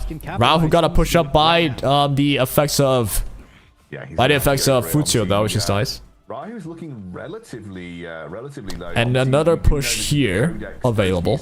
Will he be using it? He goes for the push. Alright, got a push from Gigabyte as well. Here comes the wound. Bam. Got the wound in, no healing. He needs to kill Rahu now. That's a lot of debuffs landing. It is. He goes for the reset here. Lands the reset on the Tia, lands the reset on the Doki. If he goes down, obviously that kind of he gets a heal, gets a S3 heal right there as well, but the unhealable on Rahu is just not good. And the twin trick I just realized is on Linglo, and that actually wins it. Solo Z actually wins that. Oh dear me. That's awesome. I thought Solo Z went, I thought Solo Z didn't go to the end. I don't know if maybe the Heinrich should have been banned, but oh, he did. Never mind. Because we obviously see the Linglo versus Heinrich is not enough to sustain, and there okay, battle ended. Well done, Solo Z. Dude, Solo Z is such a good player. Wow. Let's check the brackets real quick. So that was the upper bracket winners, right? So it will be Iron M versus Solo Z later. I think Iron M wins that because we did see the finals. Lower bracket finals, though, should be either Bread or Korean name. Either way... all of these players, wait, who actually, it should be upper brackets and the finals are those who are qualified, right? So let's talk about Bread versus who? Versus Korean name? I say Korean name, is it two different Korean names or is it the same one? It's the same one. And lower bracket finals can actually still hit the finals, I see. So wow, that's actually so tough. That's actually pretty high stakes then, even in lower brackets. Okay, let's give it a watch. So, lower bracket finals. We got Brett versus Korean name, and we see Ray Mary, Holden, Aya, Rahu, Nymphonial on Brett's side. Nymphonial being picked on Brett's side. Okay, love to see that.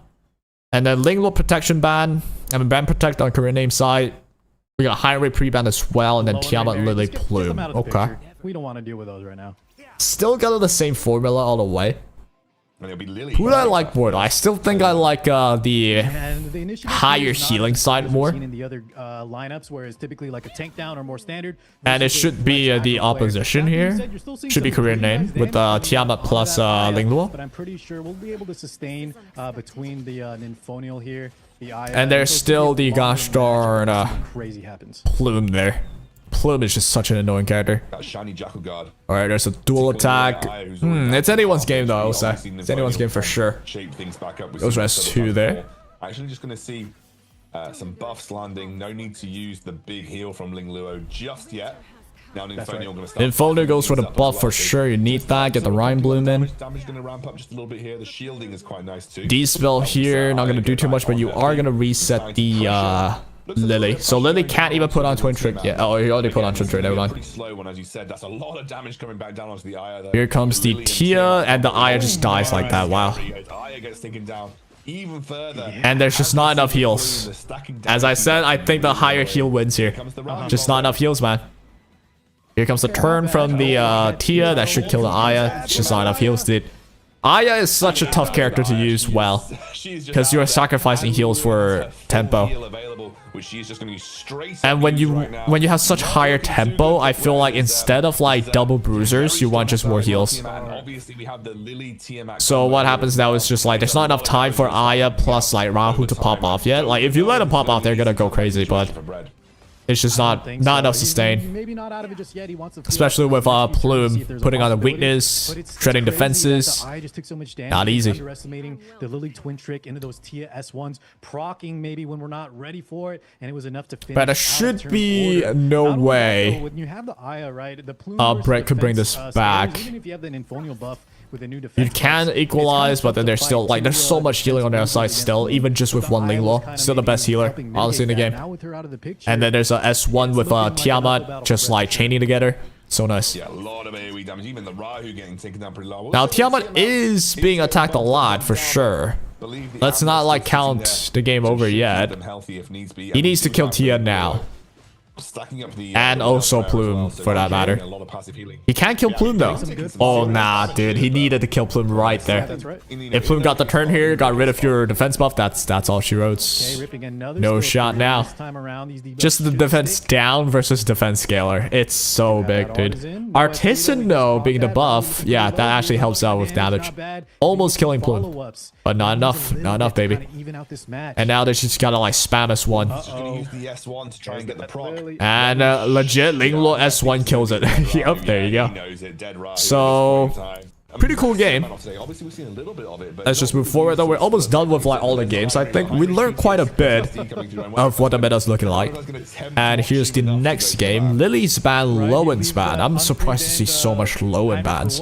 I know Lowen's like insane in a couple of these games, but I don't think Lowen's like that crazy that you would pre-ban her every game. But pretty much almost every game we see her pre-ban. I still think Plume's more of a problem than anything. But alright, for the side of Brett though, there's one Futsio. Only one Futsio. Heinrich's ban because they want to play Veronica and Linglo. So I still think Korean name side has higher healing. Right? And the bruiser being Tiamat, while Plume has the Rahu at the side. Yeah, if you want to use Rahu, picking the Plume together is a good idea. But the issue here is, I really do like nah, it's pretty good. This is neck and neck, I think. I think Brett might take this though, because Rahu, with all these supports, all these healing, and you just gotta kill that Tiamat, and Rahu has element advantage. I think the advantage goes to Brett here. I'm not sure Veronica, especially he's thinking about wanting to go for S3 or not. I think you just do it. You do it to convince them to click. Otherwise, there's no point. And you don't do it. Okay. Interesting, holding the Dispel for a little while here. I like that. Just threatening the fact that the Dispel is always going to be a threat. Just choosing to build up the... I would have just dumped in the D-Spell just to convince them to click their S3s, click their skills, right? Because what happens now is the Veronica can spread the immunity now, and Linglo doesn't really have to click if she don't want to, but I guess this works as well. And what happens now is I think Linglo just S2 instead of S3 now, so they'll just hold until you do something. Right? These kind of matchups, you really play slow. You want to get as much value as you can out of your skills, as that's really going to be those. And now he D-spells. Okay, so he's thinking of D-spelling the D-ding buffs then. That's smart. Oh, you can't even D-spell it. Never mind. So, okay. That's fair enough. Tiamat takes a turn here. You're gonna S2. Just to get more heals in, and now you get a reset for Doki, and he's holding the reset for now. Gigabyte massive push. Now you click S3, get rid of all the defense buff and weakness. So this is basically what the first turn would have happened, like this basically, if you would have clicked the S3 with Plume earlier. So now yeah, it was just be the same thing. Can Rahu like a little back and forth, pop off quick enough, essentially, will be the game. But yo, the Doki though. The Doki resets. So they get so much healing, and Plume is a Doki with Plume. Oh my god. That is not fair, baby. Buff steal coming in. You're gonna steal everything off of the Rahu, indeed. You get Soul War, you get Gonna be one of those long ones with defense buff and everything in between. Arena effect coming into play here as well. But it is still a Rahu versus Tia. Tia's gonna have a harder time. Tia needs to kill the whole team, not just a Rahu, because you can't really kill just a Rahu. I think you gotta kill the whole team in the process. I think Plume decided to try and go for some debuffs there. Obviously, Alright, got an extension there. It's a long game. It's gonna be a long game. They hit the Tia. Alright, they're banking on the dual attacks now. Tia did get a counter. How much damage are we looking at? Look at the damage is not enough from the Tia. I think Rahu gets this. First of all, element advantage. Second of all, the Tia actually just doesn't do enough, really. I would think it would do more. Yeah, and that Rahu getting provoked as well as that cooldown. This Doki is such a problem. I don't know if this is Bloodbath Doki or not. I'm running Bloodbath myself. I've been loving it. His team out alive. I think the damage will slowly overwhelm Bread. Better watch out. Yeah. But yeah, this is still anybody's game, I think. Right now, the Tiamat looking pretty healthy. Still has the Amber available as well. You get a shield and the sweep buff up. The 2-turn taunt on the Rahu is pretty painful. Here comes the Tiamat, but one good counter from the side of Rahu should be all it takes. In a good spot with her own. Got rid of all the debuffs. Hey, look at that. The damage is really high now. And I would just go S1. Yep, S1, get the dual attack. You just gotta bank on the dual attack. Right? There you go. And then you trigger the Amber. This is classical Tiamat versus Rahu. It's always Rahu the one that, like, yeah, it absolutely is. Actually, increases tempo enough. Looking at a very low damage profile. With like the dual attacks with the Ether Arena effects, and then you just kill the Tiamat with element advantage, especially first, and then you win from there. But yeah, again, it's still Plume helping out a lot though. Plume is just not fun to play against. I would never know how to play against the Plume. So maybe Veronica looking for her moment, but so yeah, now you just gotta kill the Tia again while you stabilize with the Futsu. Futsu still has a lot of healing here. And you have the reset already with the Doki Doki. You're working down the Linglo. If you could kill the Linglo here, it's so big. One more dual attack, the thing's gone. Boom. And the duel? No duel. Aw, dude. Classic freaking Rahu, man. Alright, a good counter in there. But all those debuffs wiped away by Doki. So Doki's such a good answer to Deeding, actually. Veronica can buff steal, but there's not really a lot of buffs for you to steal. Only a speed buff if you want to, so it's not going to do too much. Veronica actually didn't do too much here in this game.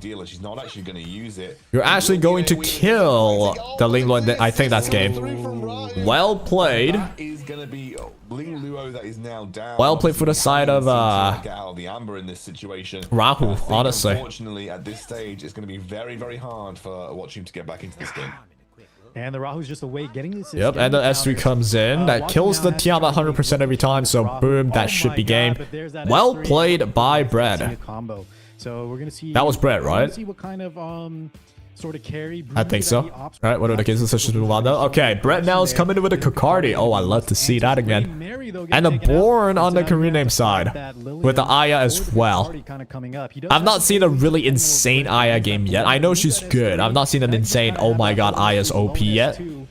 I would love to see that. I know she's good though. I would love to be building mine right after this. So Plume, Lily, Lilium, Kokardi for the side of Bread.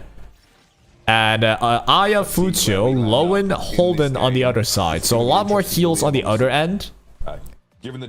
But there's a lot more aggressiveness on Bread's end, because this is one-shotting someone, right? Bam. God damn, that Lowen's out of commission, baby. That's a lot of silence. Lilium too, been a while since I've seen that one. So Lowen goes S3. She is a defense scaler, so not that scary, losing all those HP. But, well, you are scared in terms of the fact that you're gonna die now. So, you gotta get a shield on. I think Kokardi does enough to just kill the weak character. To just kill the Lowen. Kokardi should be able to do that. I check this damage out. This AoE should kill. Yeah, she might get taken out. Bam. Right Oh, it doesn't. No, that's the power of the Fu show. Oh my god. Is, but just the healing the barrier is enough to keep her alive here, and that could be very bad for Watching. Lowen's just actually alive like that. Okay. That's so low. So Aya finally gets to push up there. I think Lowen actually just wins because he lived that. Bam. That's so big. Like, look at all the healing from Futio. The Futio, man. It's just insane. Alright, he needs to kill. It's just not enough. Look at that. Oh my god. Final. It's still. Oh, I thought it's still enough. The Amber kicks in now. And then forced to hit the countering Holden. So dead is the Plume. I think that's all she wrote. So yeah, that's awesomely played by Korean name. I think that's Watchroom, right? They mentioned this person's Watchroom. Is that right? And I don't know if Lilium had enough tempo, enough initiative to really make things matter. But yeah, so I don't think Brett can pull this back. It's the Lilium, you know, it's the aggressiveness, right? If you're aggressive with Lilium, you gotta kill that one person. It's just the Lowen. Lowen didn't die. If Lowen died, way different game. Lowen just didn't die, and they're still Amber, right? So well played on Korean name side. Wow, that's pretty well done, I think. Fair play. All right, that's the lower bracket. Let's see the upper bracket. So it's Iron versus Solo Z. Let's see how Solo Z lost. Solo Z went for an early Nahor. Ooh, interesting. A Santique on Iron M side. I would love to see a Santique pop off. See where we end up. It is actually going to be the. Was that the what was taken out? Santique's faster than a Nahor though. The Nahor. Yeah, the Lowen is definitely out of there. Was there? It's actually weird. How is the Nahor slower? What the hell? But here we go. I guess the Freya was fast. Yeah, now we got D-Ting. Okay, well, looks like immunity on their side though, so I guess that's a slower Nahor. Maybe even with Bloodbath. I don't think it's Bloodbath. All right, here's Lilium. US 3. I think it killed Nahor. All right. Never mind. Just go all in on board. Okay. So Nahor here has a shot at just freezing. Oh, it just got resisted. Actually, nah. Let's scratch everything. Wait, hold on. Nahor against Lilium. Lilium wins this every time. And there's also a Hellkid. Yeah, we don't have the ability to Hellkid with no revelation. I wonder what I'm. Oh my. That Hellkid on God did 167 damage. Are we dead ass? 160 damage? That's so insanely low. What the hell? The Santique did 4k. Solos in this first round. Solos. The Lilium did 60k. Oh my god, that Lilium popped off. That was an easy win for Iron M. Not sure what Solo Z was going for there, but yeah, this is where Solo Z shines most. It's the Messiah, right? If he sticks to the Messiah, ooh, be a good spectacle. But then the Doki's on Iron M side though. So he goes for Tsukiyomi. This is a full-fledged Cleave team now. So the type that I don't know how to fight the most is when Messiah's open and they full-fledged Cleave. I usually go Ray Tiamat. Yeah, exactly this. Usually Ray Tiamat, maybe a Veronica. Because there's a Freya. Because, you know, you touch my Veronica, I get my Soul Ward, and then you're cooked. I would ban Nahor on their side if I'm Iron M. And if I'm Solo Z, I'm banning the Veronica. Solo Z went for the Rainbow ban. It also makes sense. Both are annoying. But now what happens is, oh, they bang a Tsukiyomi. So Doki without speed now. But then there's a Lily though, so. I guess if the Doki's on, the Doki's not on Alicorn, so it's not gonna outspeed. Freya is outspeeding. And this is what I mean. If you want to play Freya, Veronica has to be the ban. You cannot ban Ray Mary, because what happens now is, yeah, for sure. Someone's calling me. Darn it! Hold on a second. I gotta take this. Obviously, just analyzing the turn meter and thinking that's the best move that he can make here. Yeah, and it is well calculated, right? Because the Lily does the lap. You did see a huge push up for the Veronica, but luckily the Lily's still fast enough to get this game plan going. Now the problem is now she gets to cut in between and sort of put up the S3 if Iron wants it to kind of mitigate that Messiah. The problem is the Nahor is coming up next, so let's see how this pans out. Yeah, he's gone for it. Nahor maybe going for the ult, potentially. It's just such a tricky lineup. You have unit after unit, and the Iron is doing a perfect job of having units that can kind of interrupt the flow from solos. You have the Doki also threatening to go next, which if she presses S3 before that Messiah, it could be very, very tough. So all right, I'm locking back in. Right now. We're good. S2, S3 most likely. What's happening now? Oh shit, I'm so lost. Yeah. Oh yeah. Quite likely Freya went and then Veronica went and cut, right? Veronica cut, get the soul ward, and suddenly the Messiah can't really do much. But the Doki did outspeed, so Messiah can actually kill one.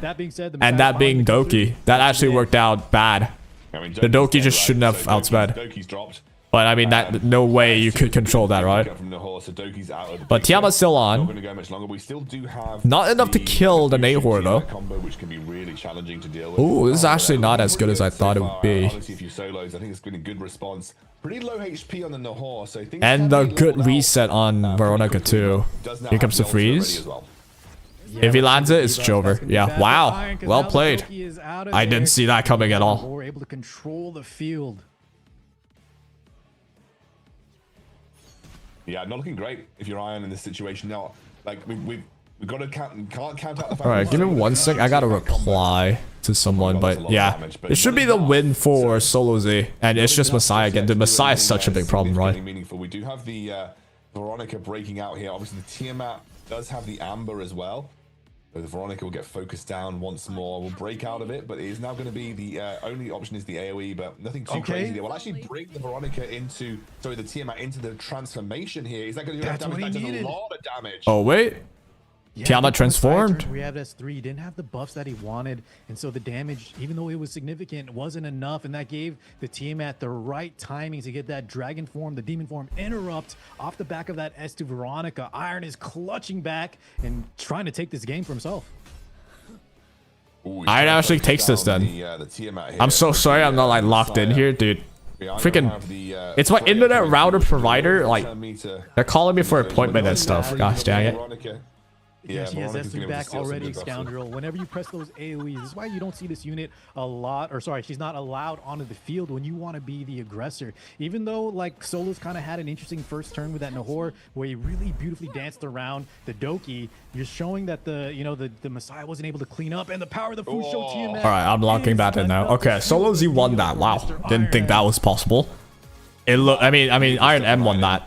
It was really close, but it was the Tiamat, man. Doki that he was on the back foot, but we've seen time and time again, if you get that Fushu ult running with the Tiamat, it can get really scary. Also, just really saw the power of Veronica. So Iron M did just win both games convincingly, I see. And the next stuff, that should be it, right? Like, do we see the brackets? Kind of showcasing why so many people. I think the rest is just the finals. We'll go on to take way he adapted, even if we get a transformation. Is it the finals? The favorite, the upper bracket. Yeah, I think it is the finals. So that's the finals. We've already seen this. It was a pretty good game, pretty good games, and that is all. So that is 2025 EWS regional qualifiers for global. Tiamat solo, yeah. By the way, what's up? Nice to see you in chat. But yeah, Tiamat did solo that. Which, you know what? Let me check back again. I was occupied. How did Tiamat turn? Basically, it was when Tiamat turned where the game was over. I think I just shut down after that. I was not locked in after this. I was like, everyone's frozen. It's over. But yeah, I can see Tiamat already has 8 stacks here, right? So this goes, the moment you proc Amber, Tiamat would turn. So did they just turn because Tiamat proc Amber? Tiamat went here, heal over time. Alright, whoever touches Tiamat now. Alright, oh, what happened here? We'll break out of it, but it is now going to be. He got a heal here. From whose effect? What? Alright, that attacks, spam. It's a shield. But she got a heal though. I wonder where the heal went from, but yeah. I mean, it doesn't matter. The moment there's a healing, Tiamat turns. And Tiamat is able to definitely kill from there. Nahor especially. Lily's almost dead too. Yeah, I think. And from there, it's over. This is what I mean by, like, I think he had to ban. I guess it wouldn't have mattered. Because if he banned Veronica, then Messiah would have killed Doki. Ray Mary would have countered. That would have also been bad. But then at least they wouldn't have sword. Yeah, it would still have been bad. I think it was pretty hard to win in this sense. Nahor being one of the like main issues here. Because I think Nahor... Did Nahor go first? I think Nahor went second after Messiah, which kind of didn't make any sense. Let me double check. Yeah. So... Bam. Move that he can make here. Yeah, Lily went first. I mean, Freya went first, and Lily went. Now and then this thing cut. Nahor went first. Yeah, this is the main issue, right? Imagine if Nahor was able to get the S3 in. But then it's because Veronica cut. And you're able to get the immunity for everybody now. So Nahor here can't really do anything. You can only just, you know, spend a turn. Maybe you go for S2. Imagine if they ban Veronica. Nahor here just gets all the death break in. And then I guess it didn't have... Yeah, I guess it didn't matter because they still have... Most of them still have immunity. So I think they just needed a stripper maybe. But I do think Veronica being able to like cut here is pretty big though. Yep, that is all there is for qualifier finals. Okay, pretty awesome games that we saw. So, from... Oh shit, I almost spilled coffee everywhere. Alright. From that, what I see, who shall we build? I'm kind of like low-key wanting to try Arte for sure. That looked fun. It looked funner than the previous seasons. There was a lot more versatility. Let me check out what I got. Doki Doki is ready for sure. I want to prepare Aya, but unfortunately, I don't see... You know, Aya's good. I just don't see any Aya popping off in the tourney. Like, it was... There were more pop-offs for, like, Ray Mary, for Tiamats, for even Messiahs. Veronica didn't even, like, she did well, but not enough to say, oh, that's the shining, like, reason why everyone won or lost. I think a lot of the reason, the MVPs, it's Plume, the MVPs, it's Ray Mary, it's Lowen, and I think I would be swapping out Artisan for Jackal Guard is what I'm thinking. I'm liking the Jackal Guard one or the freaking what's the word? I keep forgetting the name. There's too many names that I don't remember from different games. Amber. The Amber. Lowen did win one of the games just because of the Amber. That was really nice. What else? In terms of healer, I want to fix my Fuchio, make sure she's better. For sure, for sure. What else are there? Nahor, low key. Nahor's being used quite a bit. I guess only by like 1 or 2 people, but still. Deeding. Yeah, Deeding's used a lot. Let me check what Deeding does. Torpor. I guess the main reason to use Deeding is Torpor. And also Sanctolin. Blocks damage equals to 80%. Reducing damage taken, at least that's a lot of like mitigation for sure. I don't use him a lot though. Didn't know he was that good. But yeah. Also, I wonder how Senyu would do in this meta. I don't know if she's gonna be that good. But overall, who should I build? I'm thinking it's not even about who should I build. I just gotta like fix my current characters. Give them the golden lattice they need. And we should be okay, I think. Me personally. Maybe even the high rank, but you know what? Whatever the case is, let's try a couple of games. Couple of games. We just watch everyone play it. I want to play some games myself. I'm gonna try and draft the way they drafted. See if that works out. But I do think, you know, I'll start realizing issues like my speed tuning's not exactly correct. But let's play a couple games.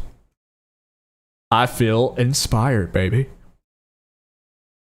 If anyone's playing the game. Is everyone like just watching the freaking global match? There we go. This game suck. Wow. That's our first game. Alright, awesome. Let's see who you pick. If they pick Plume, I don't know what to do. Alright. Thank God I didn't. So my playstyle, usually I just go Plume every time. Where is my Plume? Bam. So what they usually do is they go Plume plus whoever. Since I have Plume, I'm not going to pick defense skiller. I think a lot of people went Ray Mary first. And they'll prioritize stuff like Lingluo, Fuchio. Having the Plume though, pretty fire. That's what I think. If I was in the EWS global qualifiers, whatever, that's what I'd do. Alright, Lowen. We see a lot of Lowens in the tourney itself.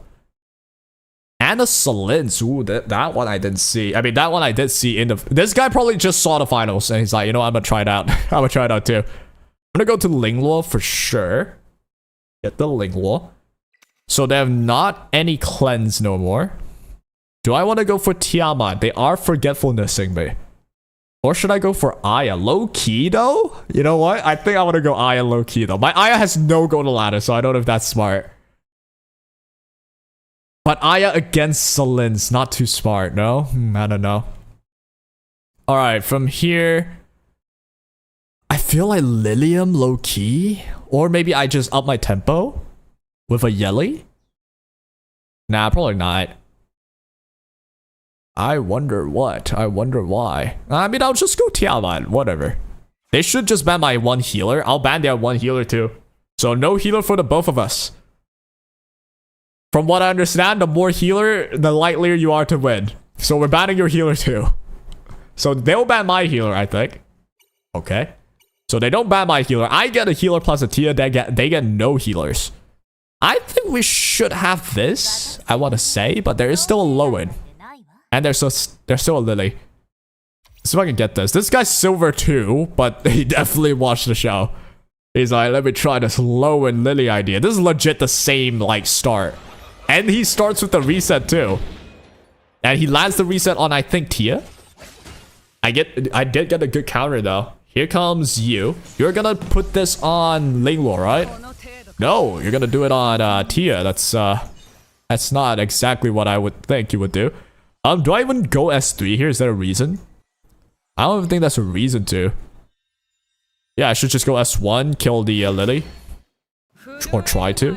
Keep going Lily, I guess. And I think we should just win with this. Because there's nothing they can do to cleanse. We just go do this. Bam.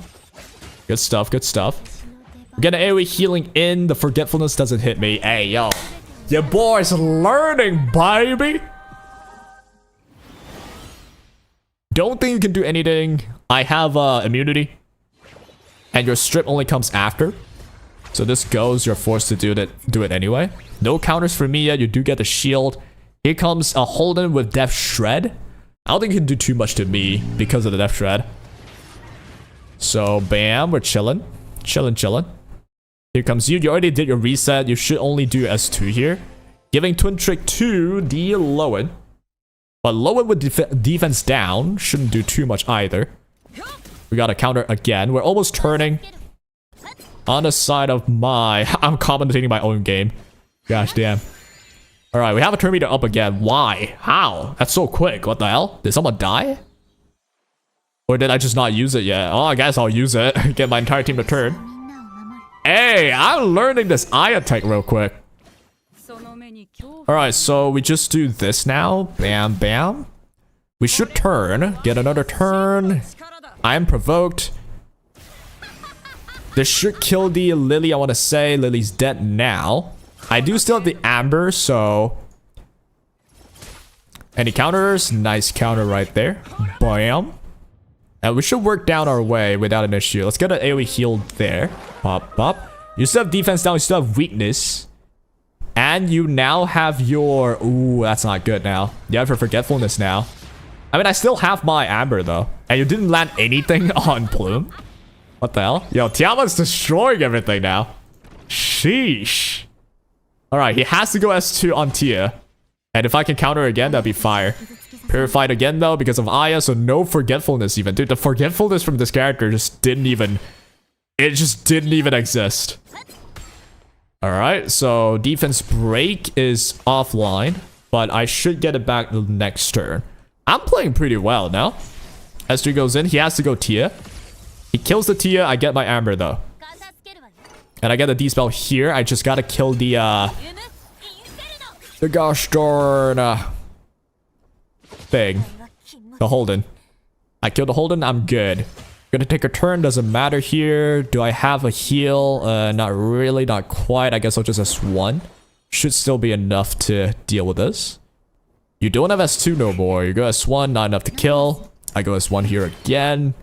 Yeah, but should come back. Here we go. Should I just taunt? Does this thing have cooldown? He does have cooldown. Actually quite scary then, but we'll kill you that way. Is Lowen gonna one-shot me? With defense down and weakness? No way, right? Yeah, no shot. I should be okay. Now we just gotta kill the Lowen real quick. You don't have forgetfulness yet. Counter. No counter. Let's do that. Cleanse off your taunt. We gotta push up as well. Is there a reason to keep this? No reason. Let's just push up.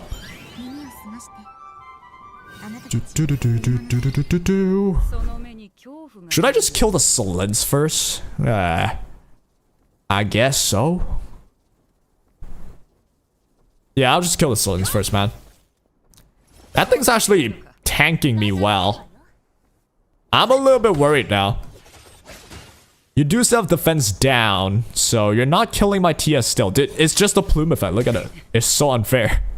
I don't think I should have won this at all even. Alright, kill that. Done. Now it's you. Only plume goes in. I don't think this shit is fair, cuzzo. Gosh damn it. I also don't think Aya did too much at all. I think I could have won with like anyone else. But maybe I just don't see the value yet. Alright, you're gonna counter again, but with defense down still. It's just a plume effect, dude. It's not fair, man. There you go. That was pretty well played. That's some EWS global final type draft right there. Low-key. I just don't know about Salins though. Maybe it's just trying Salins. Alright, not too shabby. Not too shabby at all. Okay. Now, I do want to check a couple of things. I think I'm also still trolling. Let me check some. Let me check my gosh darn plume real quick. I don't think you have the decreased cooldown. Yeah, that's ridiculous, baby. No shot. No shot. Let me max you out real quick. Can I... Oh, I could do this. How much do I need? Oh, I probably gotta farm then. That's not enough. Well, I guess I'll be farming this in the meantime.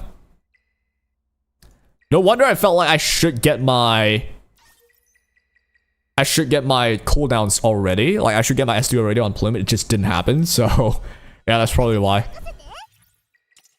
Let's farm real quick. And you know what? I think I gotta go, like, soon.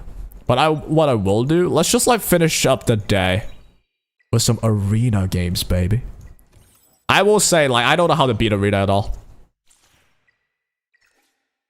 Like, these are so annoying to beat, dude.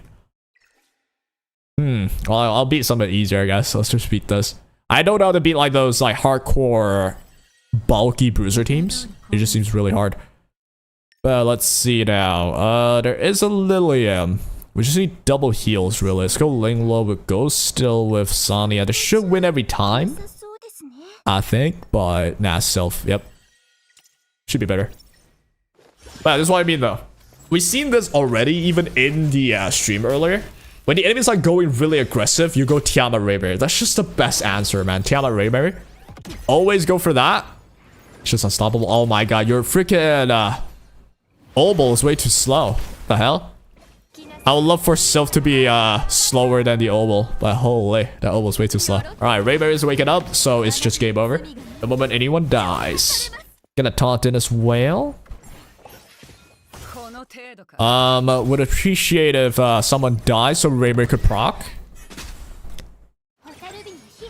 Okay, there we go. That works too. There you go. Sylph as well. We've seen Sylph one time, I think. I don't think the Sylph guy won.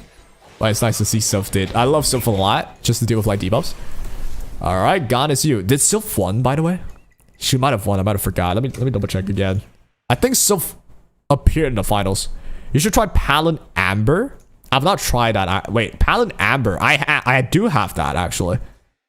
Amber against Cleaves, I get. Like, Palin Amber against Cleaves, 100% I get. We could try it right now. Is that Linglo, I guess? We'll give it a shot for fun. I do have a Palin here. I don't think my Palin's that good, but, you know, it's Amber. I could try it here. I've even made a video on this. Like, this is against Cleave. I don't care for going against Cleave because there's a lot of answers, honestly. But yeah, Amber on everybody basically against Cleaves, it's not hard. So I just need Palin to legit take a turn, put on a buff on one of my bruisers, and I'll get it, right? Unfortunately though, my speed tuning's not that great. I would have rather Sylph went first. Well, get a strip in, there you go. And now it's just a game of can I get a turn even? I might not. Well, again, eventually. I just need the freaking Amber, right? I think. To go again. My Raymer is pretty lucky not being able to stun. Speed Ember, yeah. It's probably like the best answer, like the best build for her. But one gripe I have about Palin is just against Plume, it's really not that good, right? Just against Plume. Alright, we're going back to Amber. Oh shit, that don't look too good. I guess we'll wake up Palin now finally. Yeah, let's try that. Alright, we should be still okay. Sylph will die soon, but now we get a turn with you. Let's see here. You don't have anything, don't you? You have... I don't think you have much to have to care for. Let's just murder you if I can. Alright, did kill. So Palin gets this, game over. That's how, like, the whole Amber idea works, right, against Cleave. And now everyone's forced to hit Tiamat. Freebie, baby. If he froze me, that would have been bad, actually. Think about that. Alright, no freeze again. I'm pretty lucky with this. I don't think this was the best Palin game because there is CC, a lot of CC. Palin doesn't do that well against that, but it'll do fine. Let's de-spell the speed buff. Any counterers? Nice. Dude, my Tiamat is is countering because of Palin, right? So, bam, there you go. That's how it goes with Palin, at least in my mind, but it's just the issue my gripe with Palin. The moment they strip you, I'll say I don't think Threat should be strippable. I feel like Threat being strippable is so like mid now, because everything strips. Holden strips, freaking what's the name? Plume obviously strips. A lot of things strip. So suddenly, the moment you strip, it's like she doesn't even have a buff. She doesn't even have a skill. So it's kind of like annoying. But you know, under other circumstances, you could use her like that 100%. Not gonna be using that against characters with strips for sure. For sure. Alright, let's just fight something that, yeah, something like this. This is the worst thing. I don't ever know how to fight teams like this.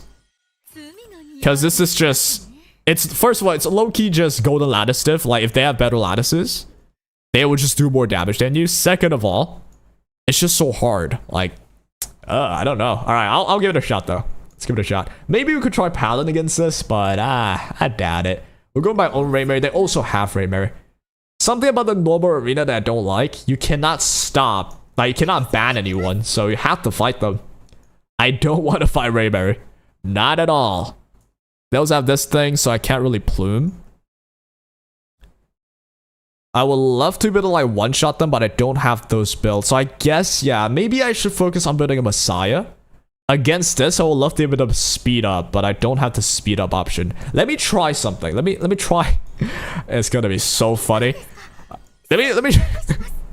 This is one of my ideas I had even before. If I want to speed up, I didn't have Messiah at the time, I don't think, or you know, Messiah needs like what, 15 lattice or 10 lattice, whatever the maximum amount is. I don't have that. What I do have though is the rat. Where the hell? It's the rat. Let me get the rat in. I think this works. I'll be honest. I'll go Raymary as well. And then, where's my Freya at? Freya's right there. Alright. Let's see if I outspeed first of all. I do. Oh. Let's go for it. If they have Bloodbath Doki, we are cooked. Please don't be Bloodbath. But imagine this was Messiah. I need to just one-shot. Oh, man. Is Celin's good against Ray? Raymary, you mean? Celin's is decent against Raymary, yeah. But the issue is everyone beside Raymary. It's like right now, can you deal with a food shield beside Raymary? Or can you deal with like a Ling Wall beside Raymary? But by the way, I was trying to like just one shot with like a DPS because this in a slow game is unbearable. It's so hard. Wow, Celin's is good against Ray if you can't cleanse the forgetfulness. Like if the Raymary gets the forgetfulness, Raymary cannot activate the passive because of forgetfulness. So she can't, it's not that she's useless now, she just can't activate her S3 that often.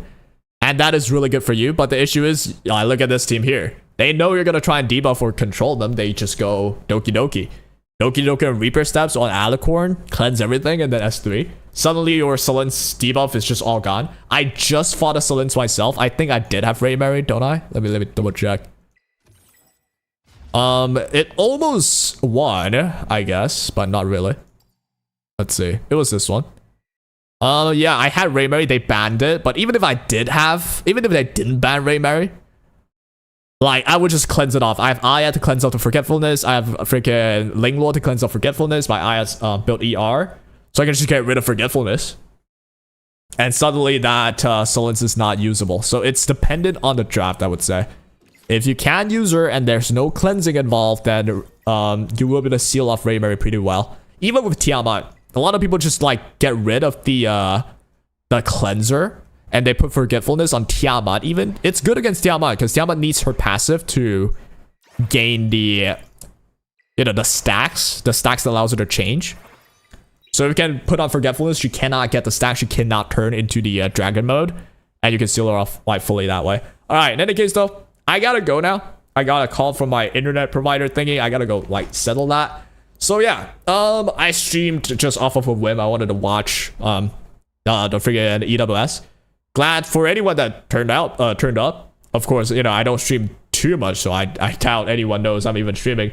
But yeah, hope you enjoyed though if you're in here at all. Yeah, I hope you guys learned a lot from the EWS stream. I'll be building a couple more characters, get some RTA experience in, do some more videos for you guys, and that'll be all. You guys have a wonderful new year. By the way, tomorrow is the new year. So yeah, see you later. Take care.